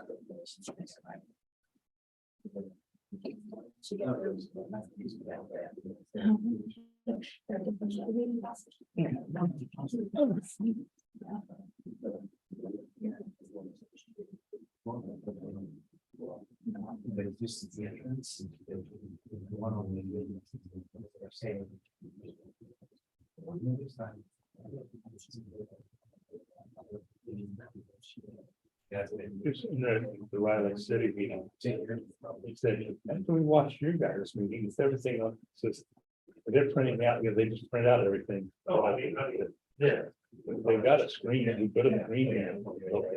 You need to figure out a way to do that, so you don't have to actually stack. Just get everybody a tablet to follow along. He said, they buy 5 tablets. Yep. We're saving an amount of paper because they do. So they send it out like electronic ahead of time, but then they always print out the whole stack. Like I said, there's one guy there, computer guy. And I was gonna say, if they need any help, have them contact Corey and say, he's probably lessen the learning curve on really quickly. Well, like I said, the guy, that's what he does, computer stuff. Right. He's designing the website. I'm just really impressed with that little facility you guys put up there. And it was a very nice little facility. For a small community. Yeah. Sure. Next thing now they're working on is putting out a community center on the back of it, building another building. But then we set it forward and I think there'd be room. So branch out west. So we've been talking that off and on for a long time. We got people more serious about it now. That's the same. How's the pizza place there? Really good. Is it? It is really I don't want good. you to go up there, sounds good. It's got, and and she said, the Gambino's people were not happy that it wasn't a Gambino's franchise. He said, no, he said, I've got my own recipe for crust and your sauce and it's real good. So is it just an individual or, so it's not a franchise? No, it's his, he had a recipe that he wanted to use and Does he live there in Riley? he lives over. We didn't offer to wait. Wow, good. What's the hours of this? 7 days a week? Yeah, I'm gonna try it. no, it's, I like pizza. Wow, we did it. Of course, it's not. Yeah, we should- I just- but no, it is. We really like it. My dad always told everyone even as a kid, I'd eat anything, they put me in first. Yeah.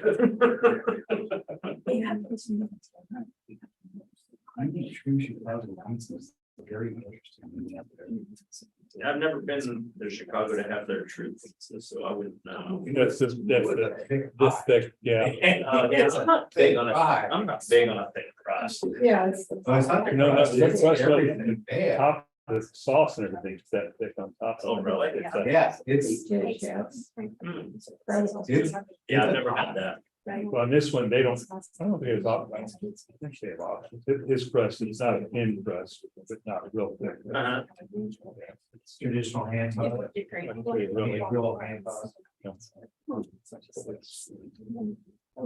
really like that. Their pizza. Exactly, we're talking about food. We can call it pizza. We don't have a long day today, we have to, the next long day we have. AJ is pretty good. Oh, I like AJ's a lot. I like the little place over in St. George too. Oh, yeah. They're the best. They're the best. Willie's. What is it? Willie- Willie's Hideout. It's good. It's worth the trip over. Worth it. I've heard of that. It's worth the trip over. It's a neat little place. It is a neat little place. You got it, it's obviously. Mhm. Yeah. You got it, it's, yeah. It's got the- Long haired guy. Yeah. And his family was in the restaurant business. Wife and I went over there one time, like at an odd time, like at 2 o'clock, so there was no one in there, and ordered pizza, and he came over and sat, stood there and talked with us for quite a while, told us his story,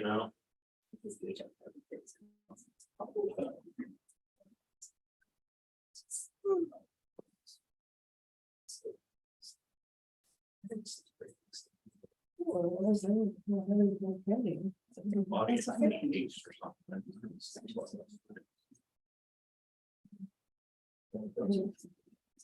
Steroid shots. Back old Bolton, huh? They do it. The left mid is. Waiting mushrooms. Mushrooms around. One thing, it's another, huh? Yeah, my ankles. Ours was. Yeah. My right arm started. Oh, yeah, we inherited, that's for sure. It's my mother's, well, mom had it. 5%. Yeah. In 3 years. Slowly. It's really surprising. That's good.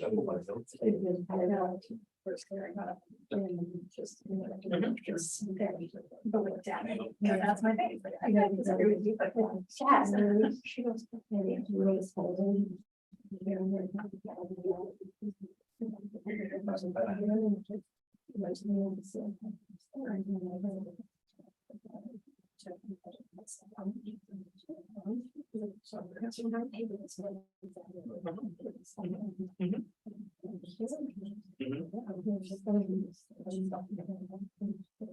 Well, so I mean, on the cover of that, I agree, yes, but it was, I mean, I agree. We need to go through the process. Oh, But there really? should be a process. Amazing. So we do that. Or there should be some direction. So I don't really know if so, the great job in Miami County, but they want us to advance. I mean, they're making 97,000 in 4 years. Oh, yeah. So, I mean, they say, Gary was like. Yeah, I don't know, there's a lot to that stuff, there's a lot of those. Well, that's like a size and then. but it's commercial. I like those You know, interesting. we haven't stories had like that. that. Well, yeah. You know, they're making 15,000 more than they can see. They're making 15,000 more than that.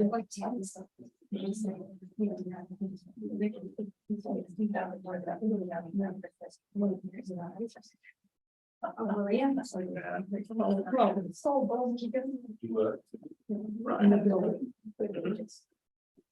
Yep. Amazing how it used to It's be. just weird. Not for us. Yes.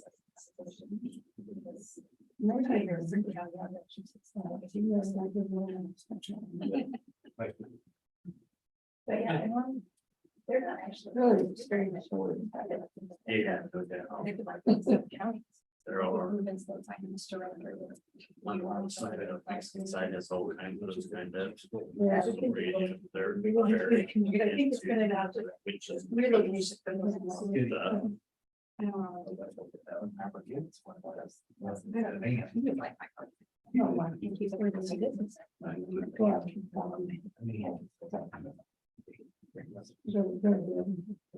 Yeah, I think she down. Living in us. I'm gonna be frightened. Scary, yeah. Yeah, that's scary, yeah. This old house. I mean, Here it comes. Everything's gonna be like That it was a creepy old house. It's. Oh, it's, but the.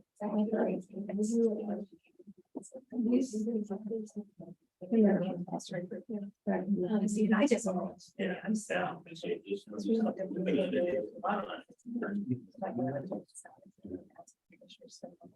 Well, I've been reading about the keys. Uh-huh. They're building. And then she went on there.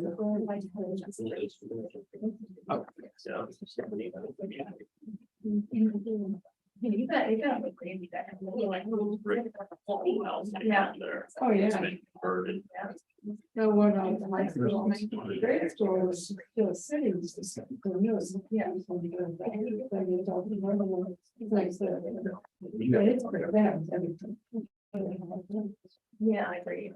Well, and I can, I think I could keep from the experience situation like Yep, 10 minutes more.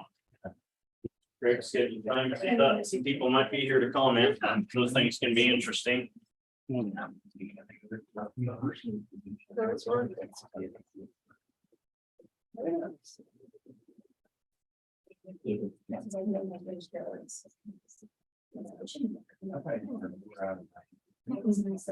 But it's nice to have experience, yeah, people professional there.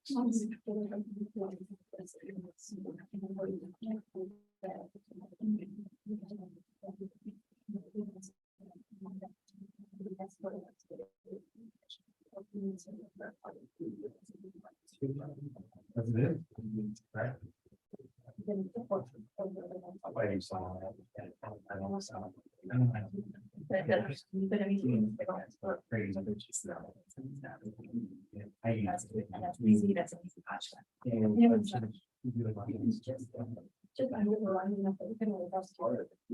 Yeah. But it's still big projects, yeah. He was kind of known.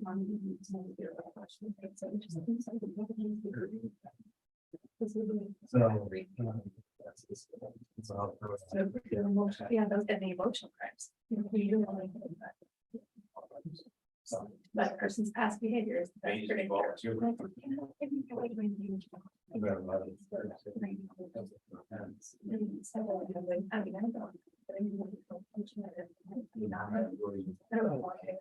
It's pretty. Yeah. And you have a proximity to.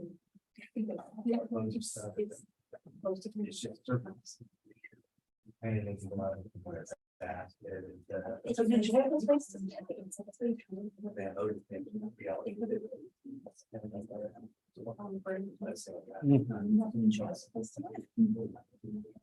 I'm not a huge community, but you got a nice, it's really just.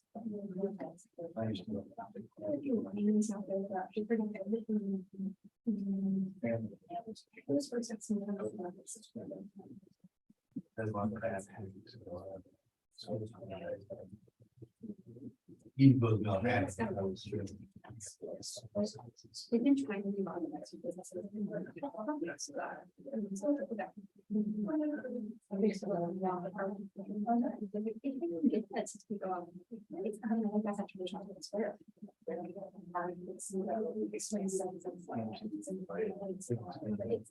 It's kind of like this.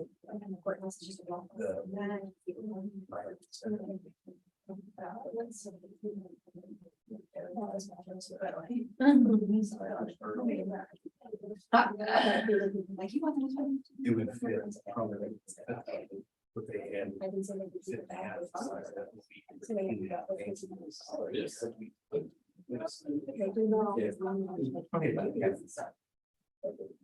Now we're, you know. That's my job to decide how much it costs. Let's see. Closing. The social. So we had to keep on. Is everyone's on? Yeah, I saw it, but I just didn't think it's all stacked on one. I just thought that was the deadline. I figured like around. Yeah, so the deadline was May. Gently used or. They start on 9:30. You'll sort it out. Even if it's not. Good, just- I think that's exactly what I'm gonna sit there and go, yeah. So the way they have it set up is, I'll set up where it is, answer the sit. Here is a couple of things on it. Here one's like, the other one, it's really there. Yeah. So we should go back to watch my husband, those are the before last year. I've been thinking. Yeah, that's, I know that. Yeah, that, I would just start there, yeah. Yeah.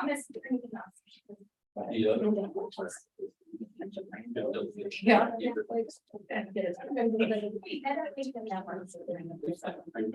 Yeah. Thank you.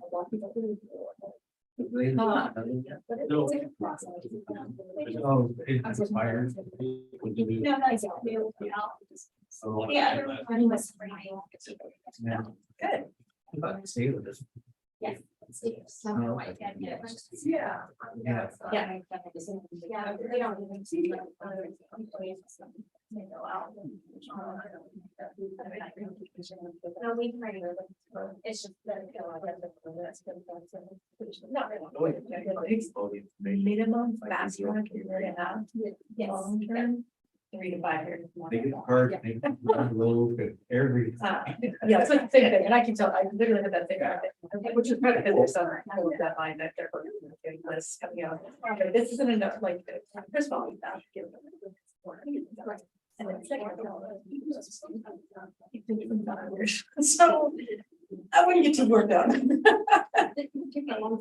Yeah, I just, yeah, I think it's. But it's a kind of the same idea, like it's unlikely. I think I would not even make that. It's just never so. My experience like that. Because the way it shows their face. Because they don't.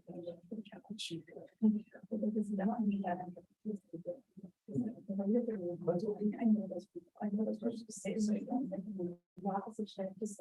First of all, you can't get past that.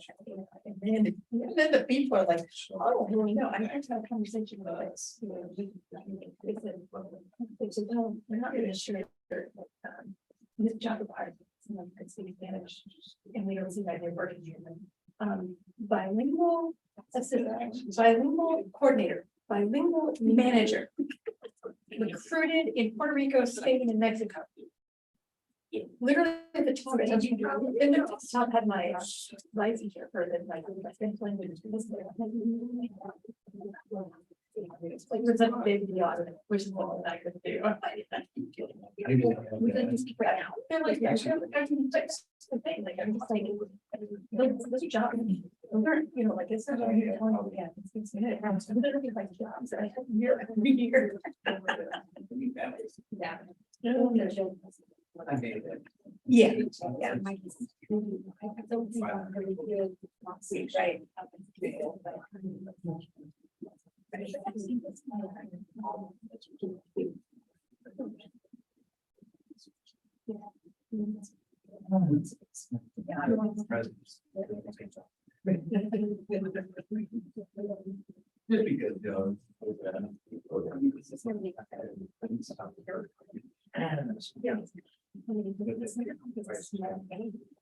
because,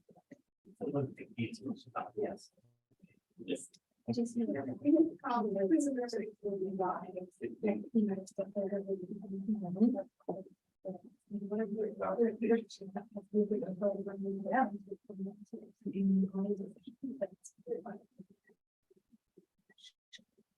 that should be. All right. I'm not as much like this. targets.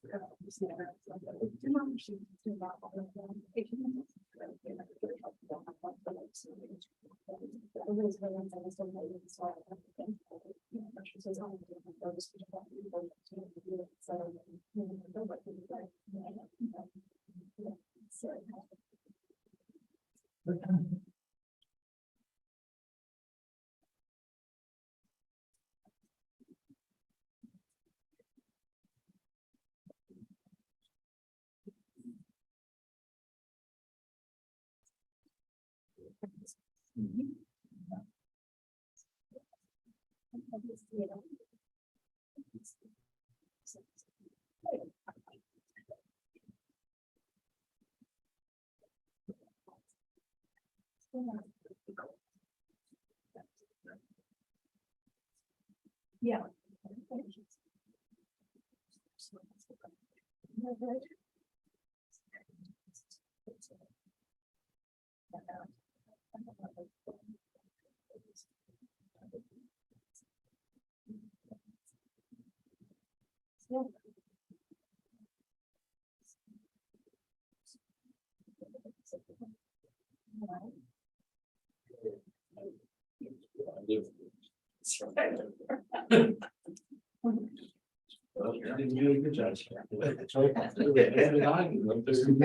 Hey, Commissioners. Good morning, Commissioner Rich Barger, Riley County Clerk. I know you've seen all the information in the packet, so I'm not gonna go through every little bit, you know, the clerk's office for over $13,350 from 2023 approved budget. Of course, the entire amount of that can be attributed to the R&R notices. We did cut in some other areas to try and help offset to lessen the impact overall. We were reminded, staff was when they went to budget training this year to not expect to get reimbursed for that in 2024. So at this point in time, we have to go on the assumptions that we will continue to have the R&R statements in some form with no legislation to pay for it. So once again, there's an unfunded mandate from the state legislature and our governor to our taxpayers. Any questions on the clerk's budget, Commissioner? So they're not going to reimburse us on that another year, or is it just? They will for this year, but this not year, for 2024. 24, okay. At least we expect to, and they were I was amazed at how prompt they were last year in paying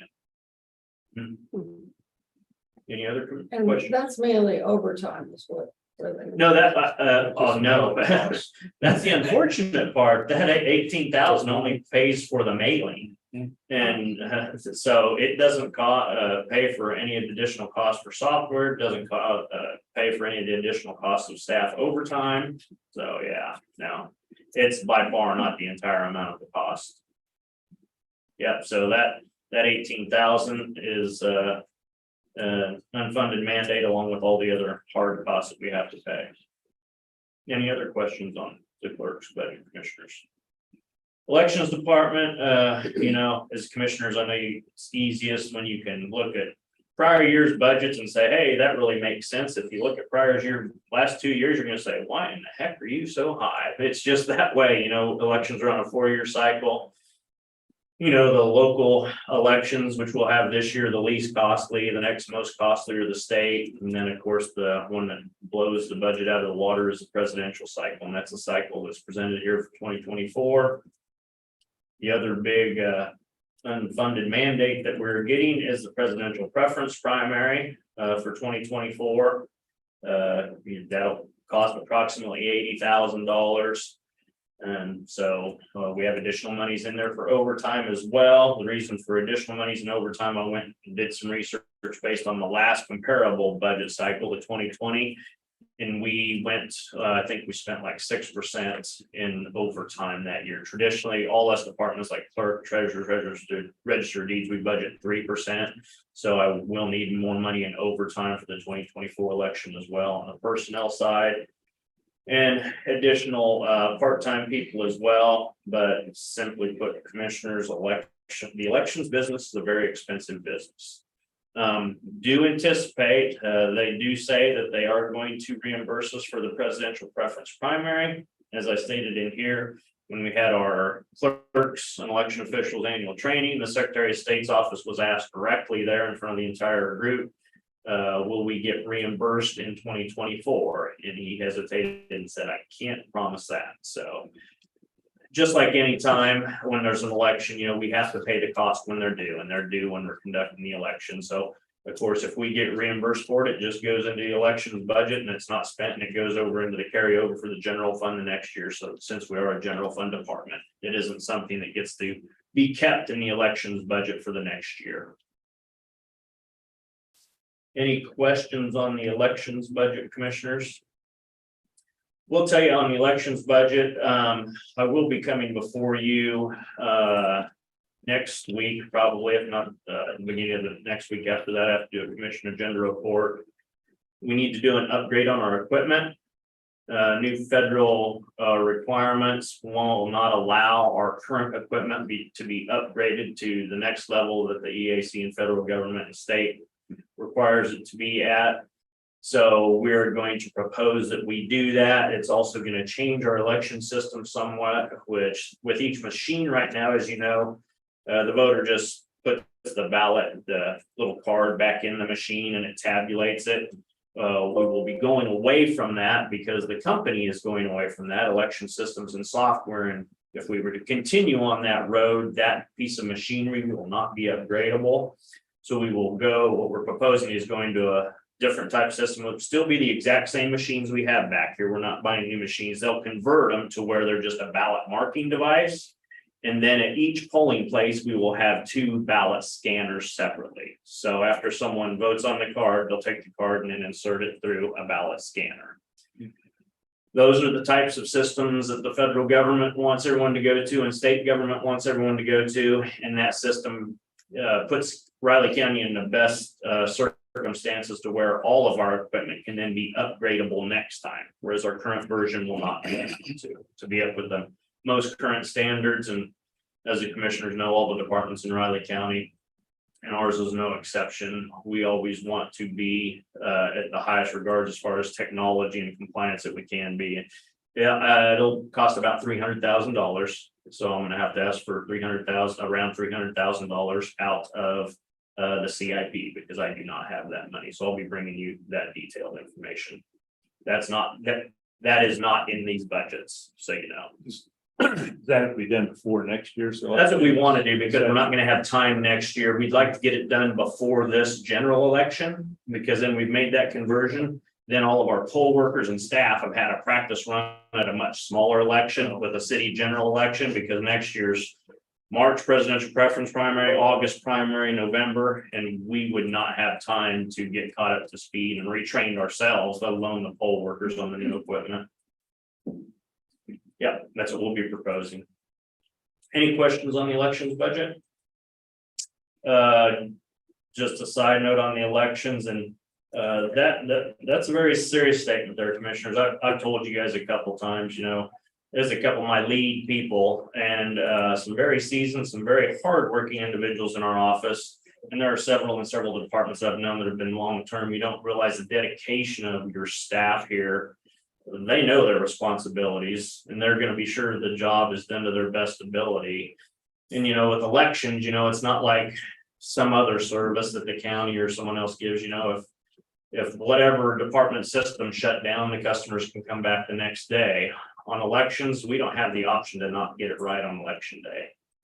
So you have all that buildup going up to it, you know, crossing your I's, dotting your T's, and then you're dealing with over 200 temporary poll workers that are relying on helping you get it all right, plus all the systems. And so, and the tax person is helping out, supposed to be helping out with elections at the same time because we just don't have enough staff for big elections. Staff was at their wit's end last year in the office, and these are people that would do anything for us as an organization. So as soon as they heard the legislators pass the presidential preference primary, one was in tears already and saying, how am I going to take any time off? You know, they have a new grandbaby they want to go and see.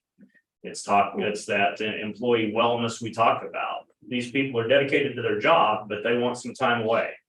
And so it is a concern. And these two individuals, I regularly have to tell them, you know, they say, I'm going to take an hour off here. I'm going to take, no, you're not coming back the rest of the day. I have to tell them that they have the time. That's how dedicated they are to their jobs. You have plenty of time, take a couple of days now. They take their jobs and their responsibilities seriously. So I don't say that lightly. That is a very serious concern for next year. Elections, well, on the clerk side, tax accounting software, that's all related intricately to the appraiser's office and treasurer's office as well. When we do that change, it'll have to be an all wholesale agreement where we all agree it's time to go and do something new. We will at some point in time. Next year, we cannot in the clerk's office because of the election schedule. It'd be impossible. I see it as a realistic possibility the year after that, 2025. As you know, commissioners, registered deeds, clerks and treasurers all have that tech fund. The tech fund is my third budget in here. Since that was implemented, that's state legislation, was passed after they did away with the mortgage registration monies that we used to get.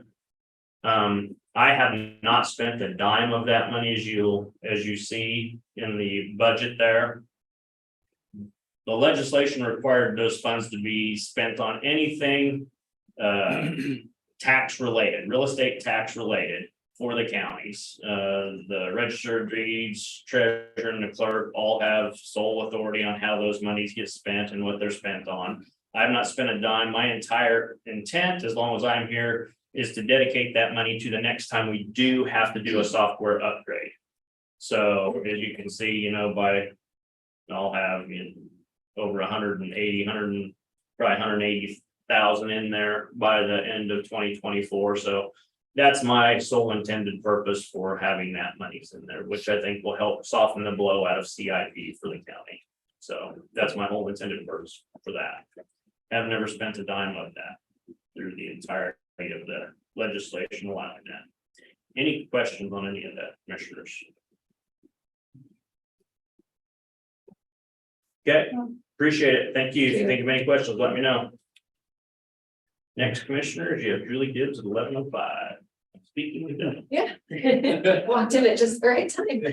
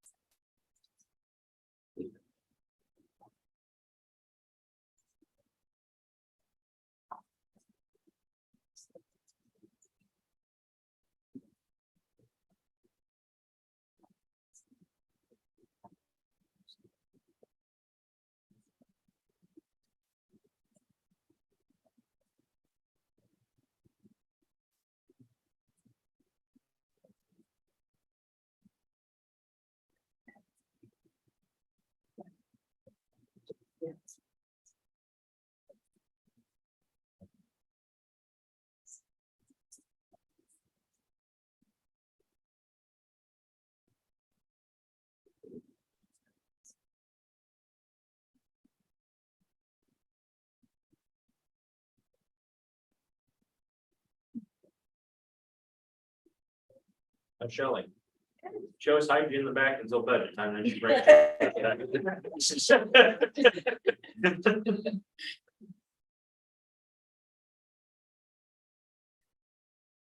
She is easy.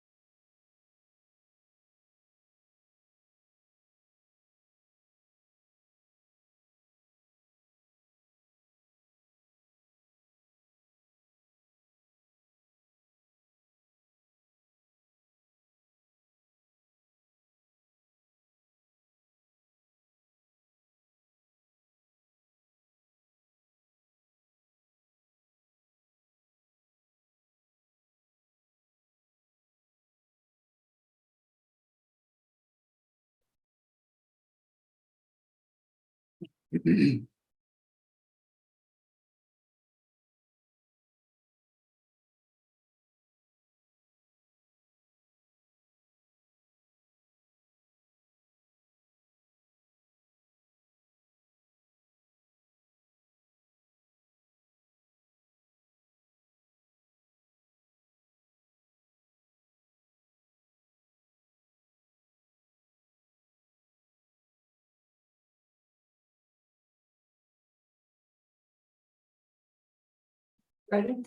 Need to make a motion. Make a motion to recess of the Board of County Commission and reconvene as the Board of County Health. Second.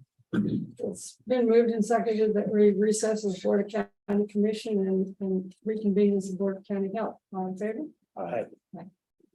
Good morning.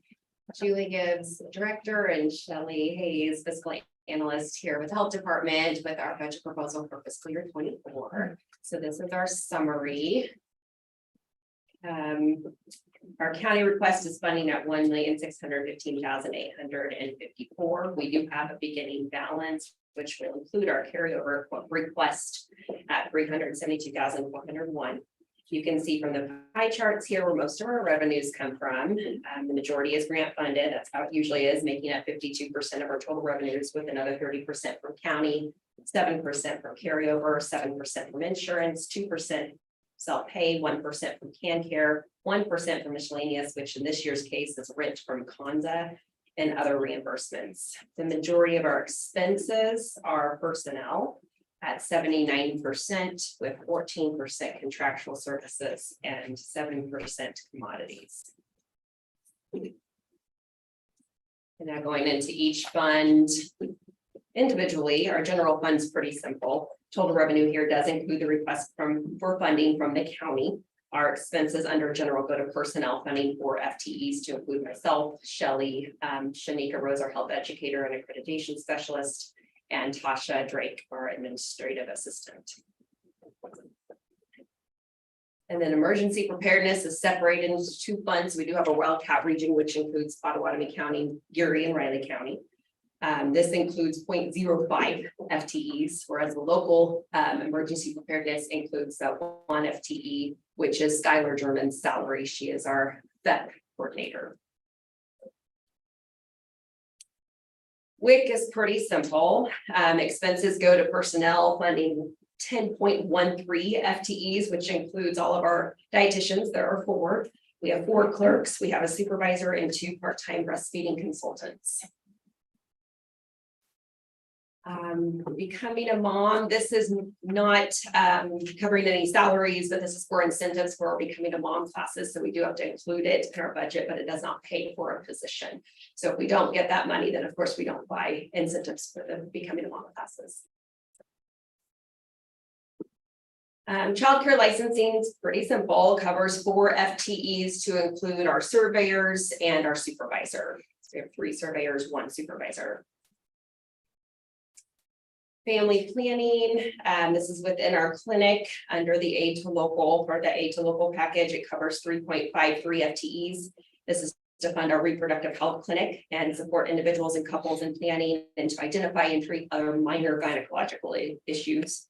There is a match from the county at this one at 40%, and that's typical as in years past. Immunization action plan within our clinic, that's also within that aid to local package. This covers part of our clinic to include 3.15 FTEs. We are able to offer both childhood and adult vaccinations. And then the maternal and child health and healthy families. So this is separated into 2 funds, but covers all of our MCH program.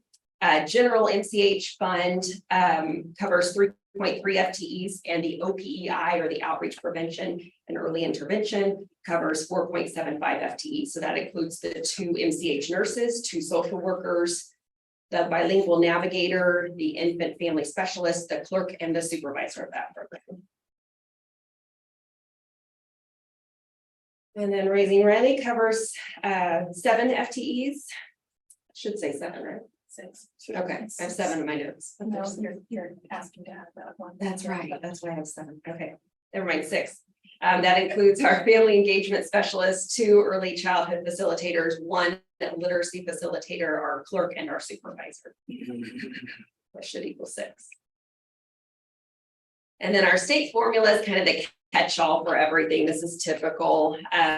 It's a huge chunk of Debbie Shaver's salary. She's our communicable disease nurse. And then as well as portions of all the other nurses and clinic staff that aren't directly allocated to programs such as family planning and the immunization action plan. And that is everything. Any questions? Can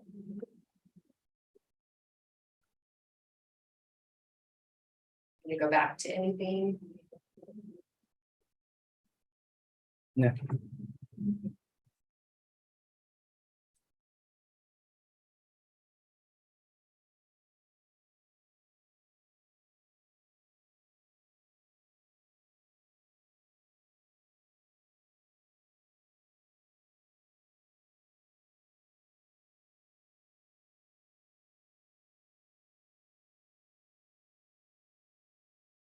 Good, commissioners? Yeah, I'm good. Thanks, Shelley. Okay. Thank you, Shelley. Thank Appreciate it. you. Thought I'd let you out more often. Shelley's been involved from a long time before the county had the health department. Yeah. Very knowledgeable in their finances. That was a major problem on that, trying to keep all those things straight. I don't know if she does it. I thought that was really clear way to present it, because it is, when we go through it. Yeah. Anything? I had a lot of questions the first year, but we're good now. I've been through this a few times now, so yeah. We're good. Who's 0.13? Yeah, I think that was my second question. This is a really short one. Yeah. Yes. Thank you. Thank you. That's not an HR issue, right? Okay, I didn't think so. I didn't think that. I did not regard that. Oh my gosh. Yeah, and he was doing that yesterday when I was in the thing, but they put the extinguisher back here. Oh. So we have a hole over here we need to cover. Let's put some artwork over it. We've decided that, John, you get to paint, when you paint, you just got a hole. You could do that. And Rich and I came up with that this morning. You're gonna get what you paid for, but Since we you can look do at that. that paint color they have over there in the Public Works. I mixed it with some paint that I had at home for a project. It turned out pretty good. I liked it. So one thing I do not like doing is Painting, I like painting. I'd rather hang drywall all day than paint. I'd rather finish drywall. I'm not so much on the hanging. Or part of it. like both, either one, I'll do both. I just do not like painting. I'm an okay painter, I'm just, Most people are. I've done it, but I don't like it. yeah, that's what I mean. I don't like to get up on the ladder. I just don't like the prep work. Yeah, prep works. That's what takes the most time. Okay, well, while we're at it, I'll go ahead and make a motion that we recess as the Board of County Health and reconvene as the Board of County Commission. A second. It's been moved and seconded to recess as the Board of County Health and reconvene as the Board of County Commissioners. All in favor? Morning, Evan. Morning.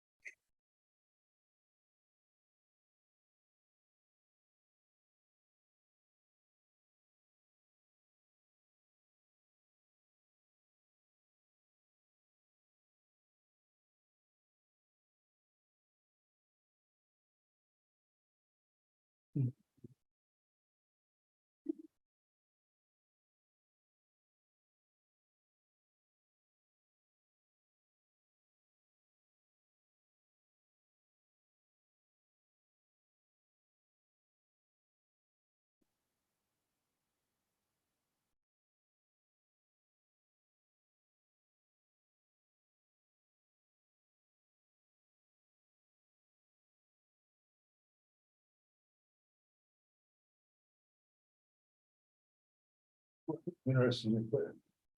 Dedication and yesterday.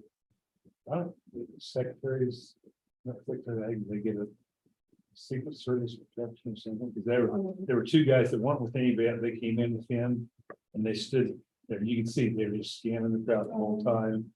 And I mean, and there's a lot of security people out there, he had his own too, and when he left, they left with him. I think all those department heads down there. I assume they all looked like they were. With all the threats. Yeah, but you can see the two different guys that showed up when he was out there. One, Pat Roberts, he looked real frail. He had some help. Got up there, when we got up there, man, he gave the best speech. He's funny, you know. Yeah, Over now. Yeah. But Was it the same speech he typically gave as a senator? No, I don't think so. That's when it was like I say, he made a lot of jokes about stuff and kind of talking about how this process all went, and how he got involved from the start and everything. And, you know, it was really good.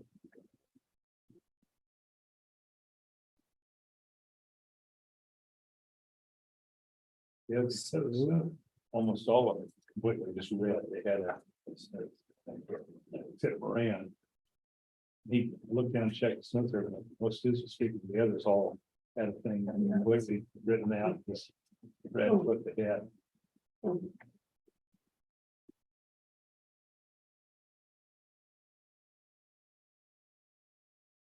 Well, Governor, she was reading her notes too.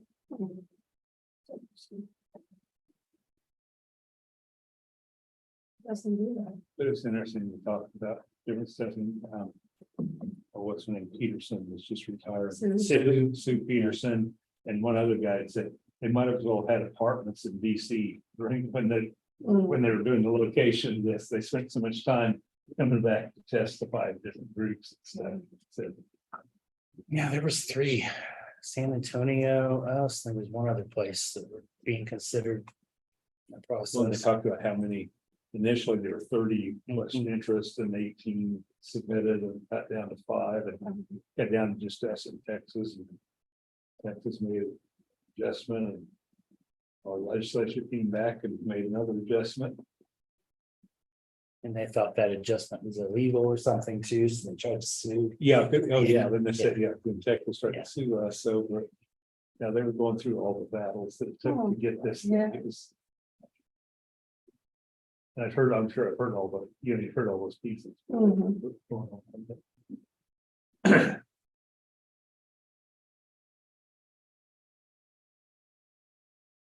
They say what the final cost was. 1.25 Billion. billion. I think it started off around 500 or 600 million. No, it was always a billion plus. It was never as high as a billion. Oh, yeah, it was. No, originally it was just done, it was a little, wasn't 500, but it was. I mean, what, 15 years ago, they first started talking about it, it was like 0.8, 800 million or something. I think. I remember originally it wasn't that big. Originally, You know, they scoped it down a little bit too along the way. Well, and they increased for the tornado stuff, they redid a bunch of stuff. But also the delay in time costs it to go up quite a bit. Yeah, Well, they were saying that's the largest investment ever made in this community. So. It's true. and it was city, so that one of the federal, it was the night before. Yeah. Well, I might even go back. ribbon cutting guy. Oh. I didn't get one either. How'd you get there? Did they give you an I invitation? still, no, yeah, I haven't, you had to go through security and submit stuff, but I think it's because I'm on that, community release. Oh, that could be, yeah.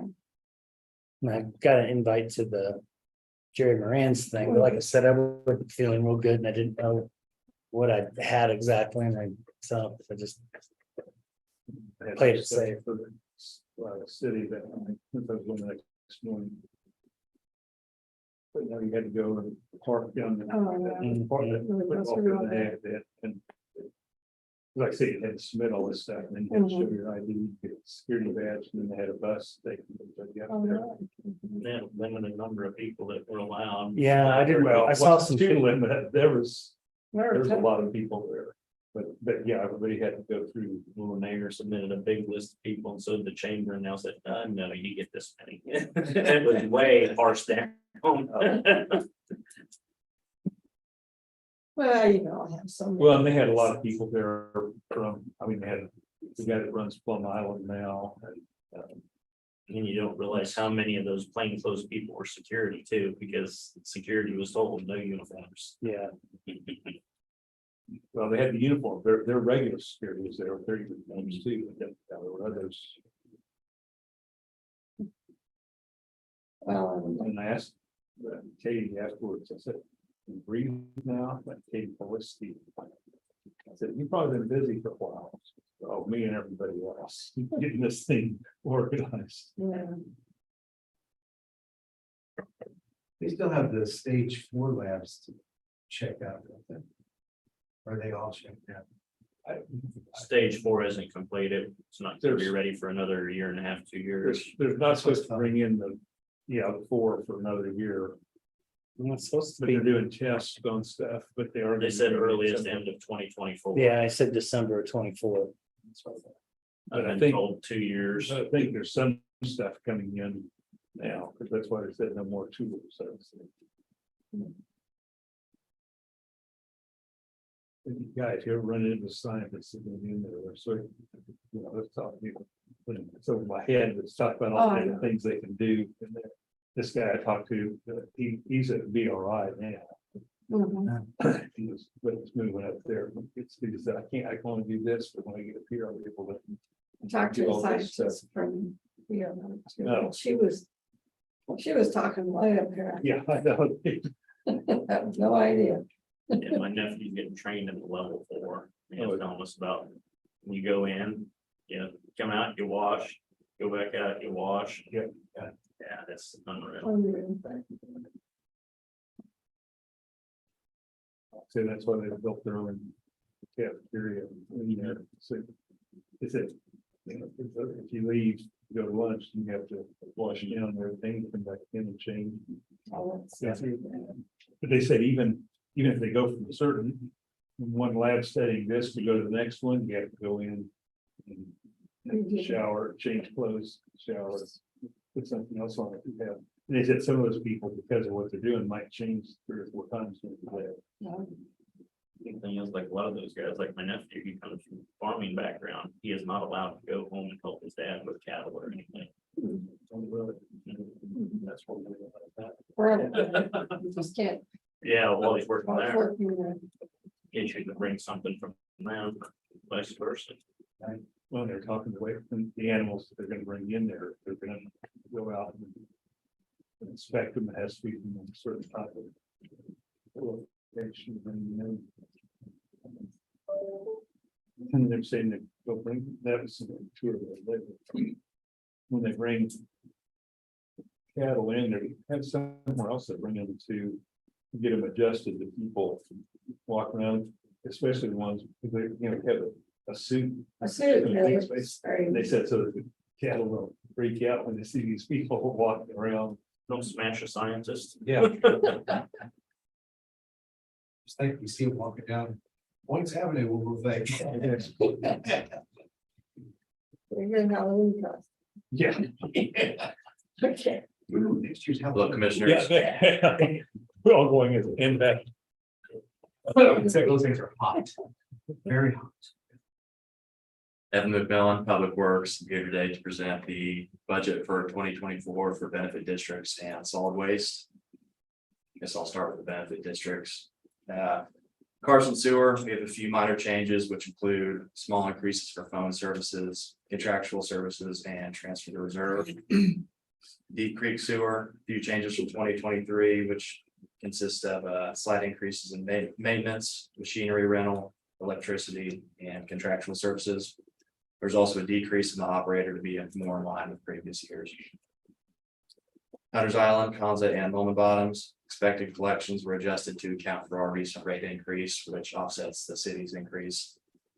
County has taken over sampling and maintenance for the systems, which is the reason why the operator line item has decreased and other contractual services increased. Lakeside Heights and Terra Heights, no increase or no big changes from last year. University Park, we allocated a portion of the capital to pay for the EPA KDHE Mines Plan. Expenditures were slightly increased to account for inflation, just maintenance and parts for the system. And then transfer capital and pumps was increased.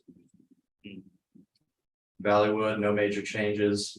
The landfill closure, we're still requesting 30,000 for landfill remediation purposes, as was done in the past. Then Mertz McGee levy, no change.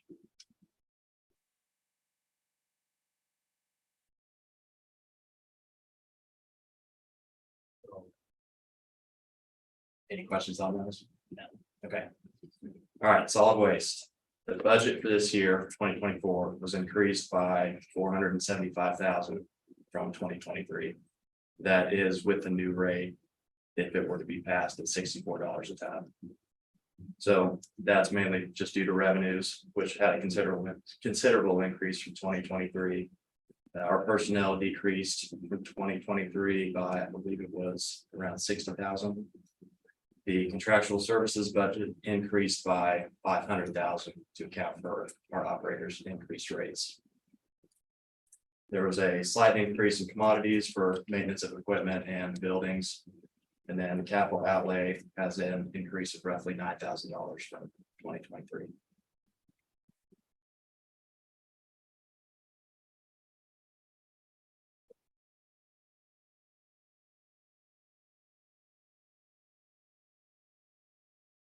Did you finalize the agreement with Hams? We're still working on that. We're We're still hoping to working get on it it. out next week. But I think the last time we talked about you were gonna get other bids. Something. No, we've been kind of bouncing back and forth with that. I think where we landed was finalizing the contract with Ham. They have a lot of they operate a lot of the landfills around here, transfer stations around here.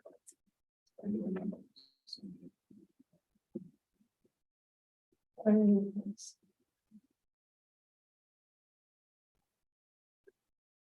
don't know if you were thinking about the trash service that we went back out. We're gonna. Yeah, the transfer. Get picked up. So the county, That's not the same list. county trash removal services, we did decide to go out to bid on that. Ham's really the only game in town in this area for that. And that's, That's what I've known, yeah, I don't think anybody was happy with the last time we were someone. And so it's kind of like Schilling's the only game in town for us around here with asphalt too, you know, it's the same thing. They've got this market. They're not that far away. They're Perry, so. because of that, they can do whatever they want. They know. Yeah, I'm sure they do. That's the difference, what it'd be for waste management, all in the city or somewhere else.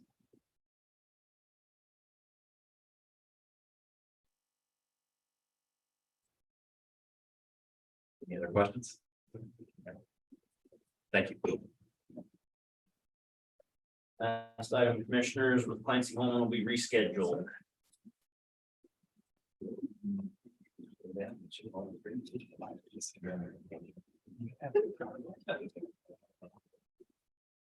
And we won't be open on Monday. Will not be. If you want. Yeah, Even if you wanna come in, though. got stuff planned on Monday, so you won't be seeing me if you do.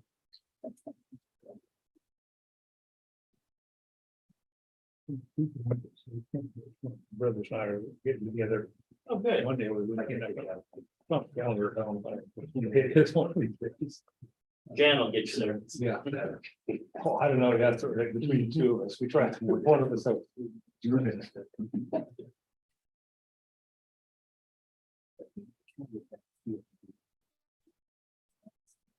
right, now, is there anything else that I'd like to discuss? I don't have anything. Do we have a motion to adjourn? Go ahead and make a motion that we adjourn the May 25th meeting of the Riley County Commission. I'll second. It's been moved and seconded to adjourn the May 25th meeting. All in favor?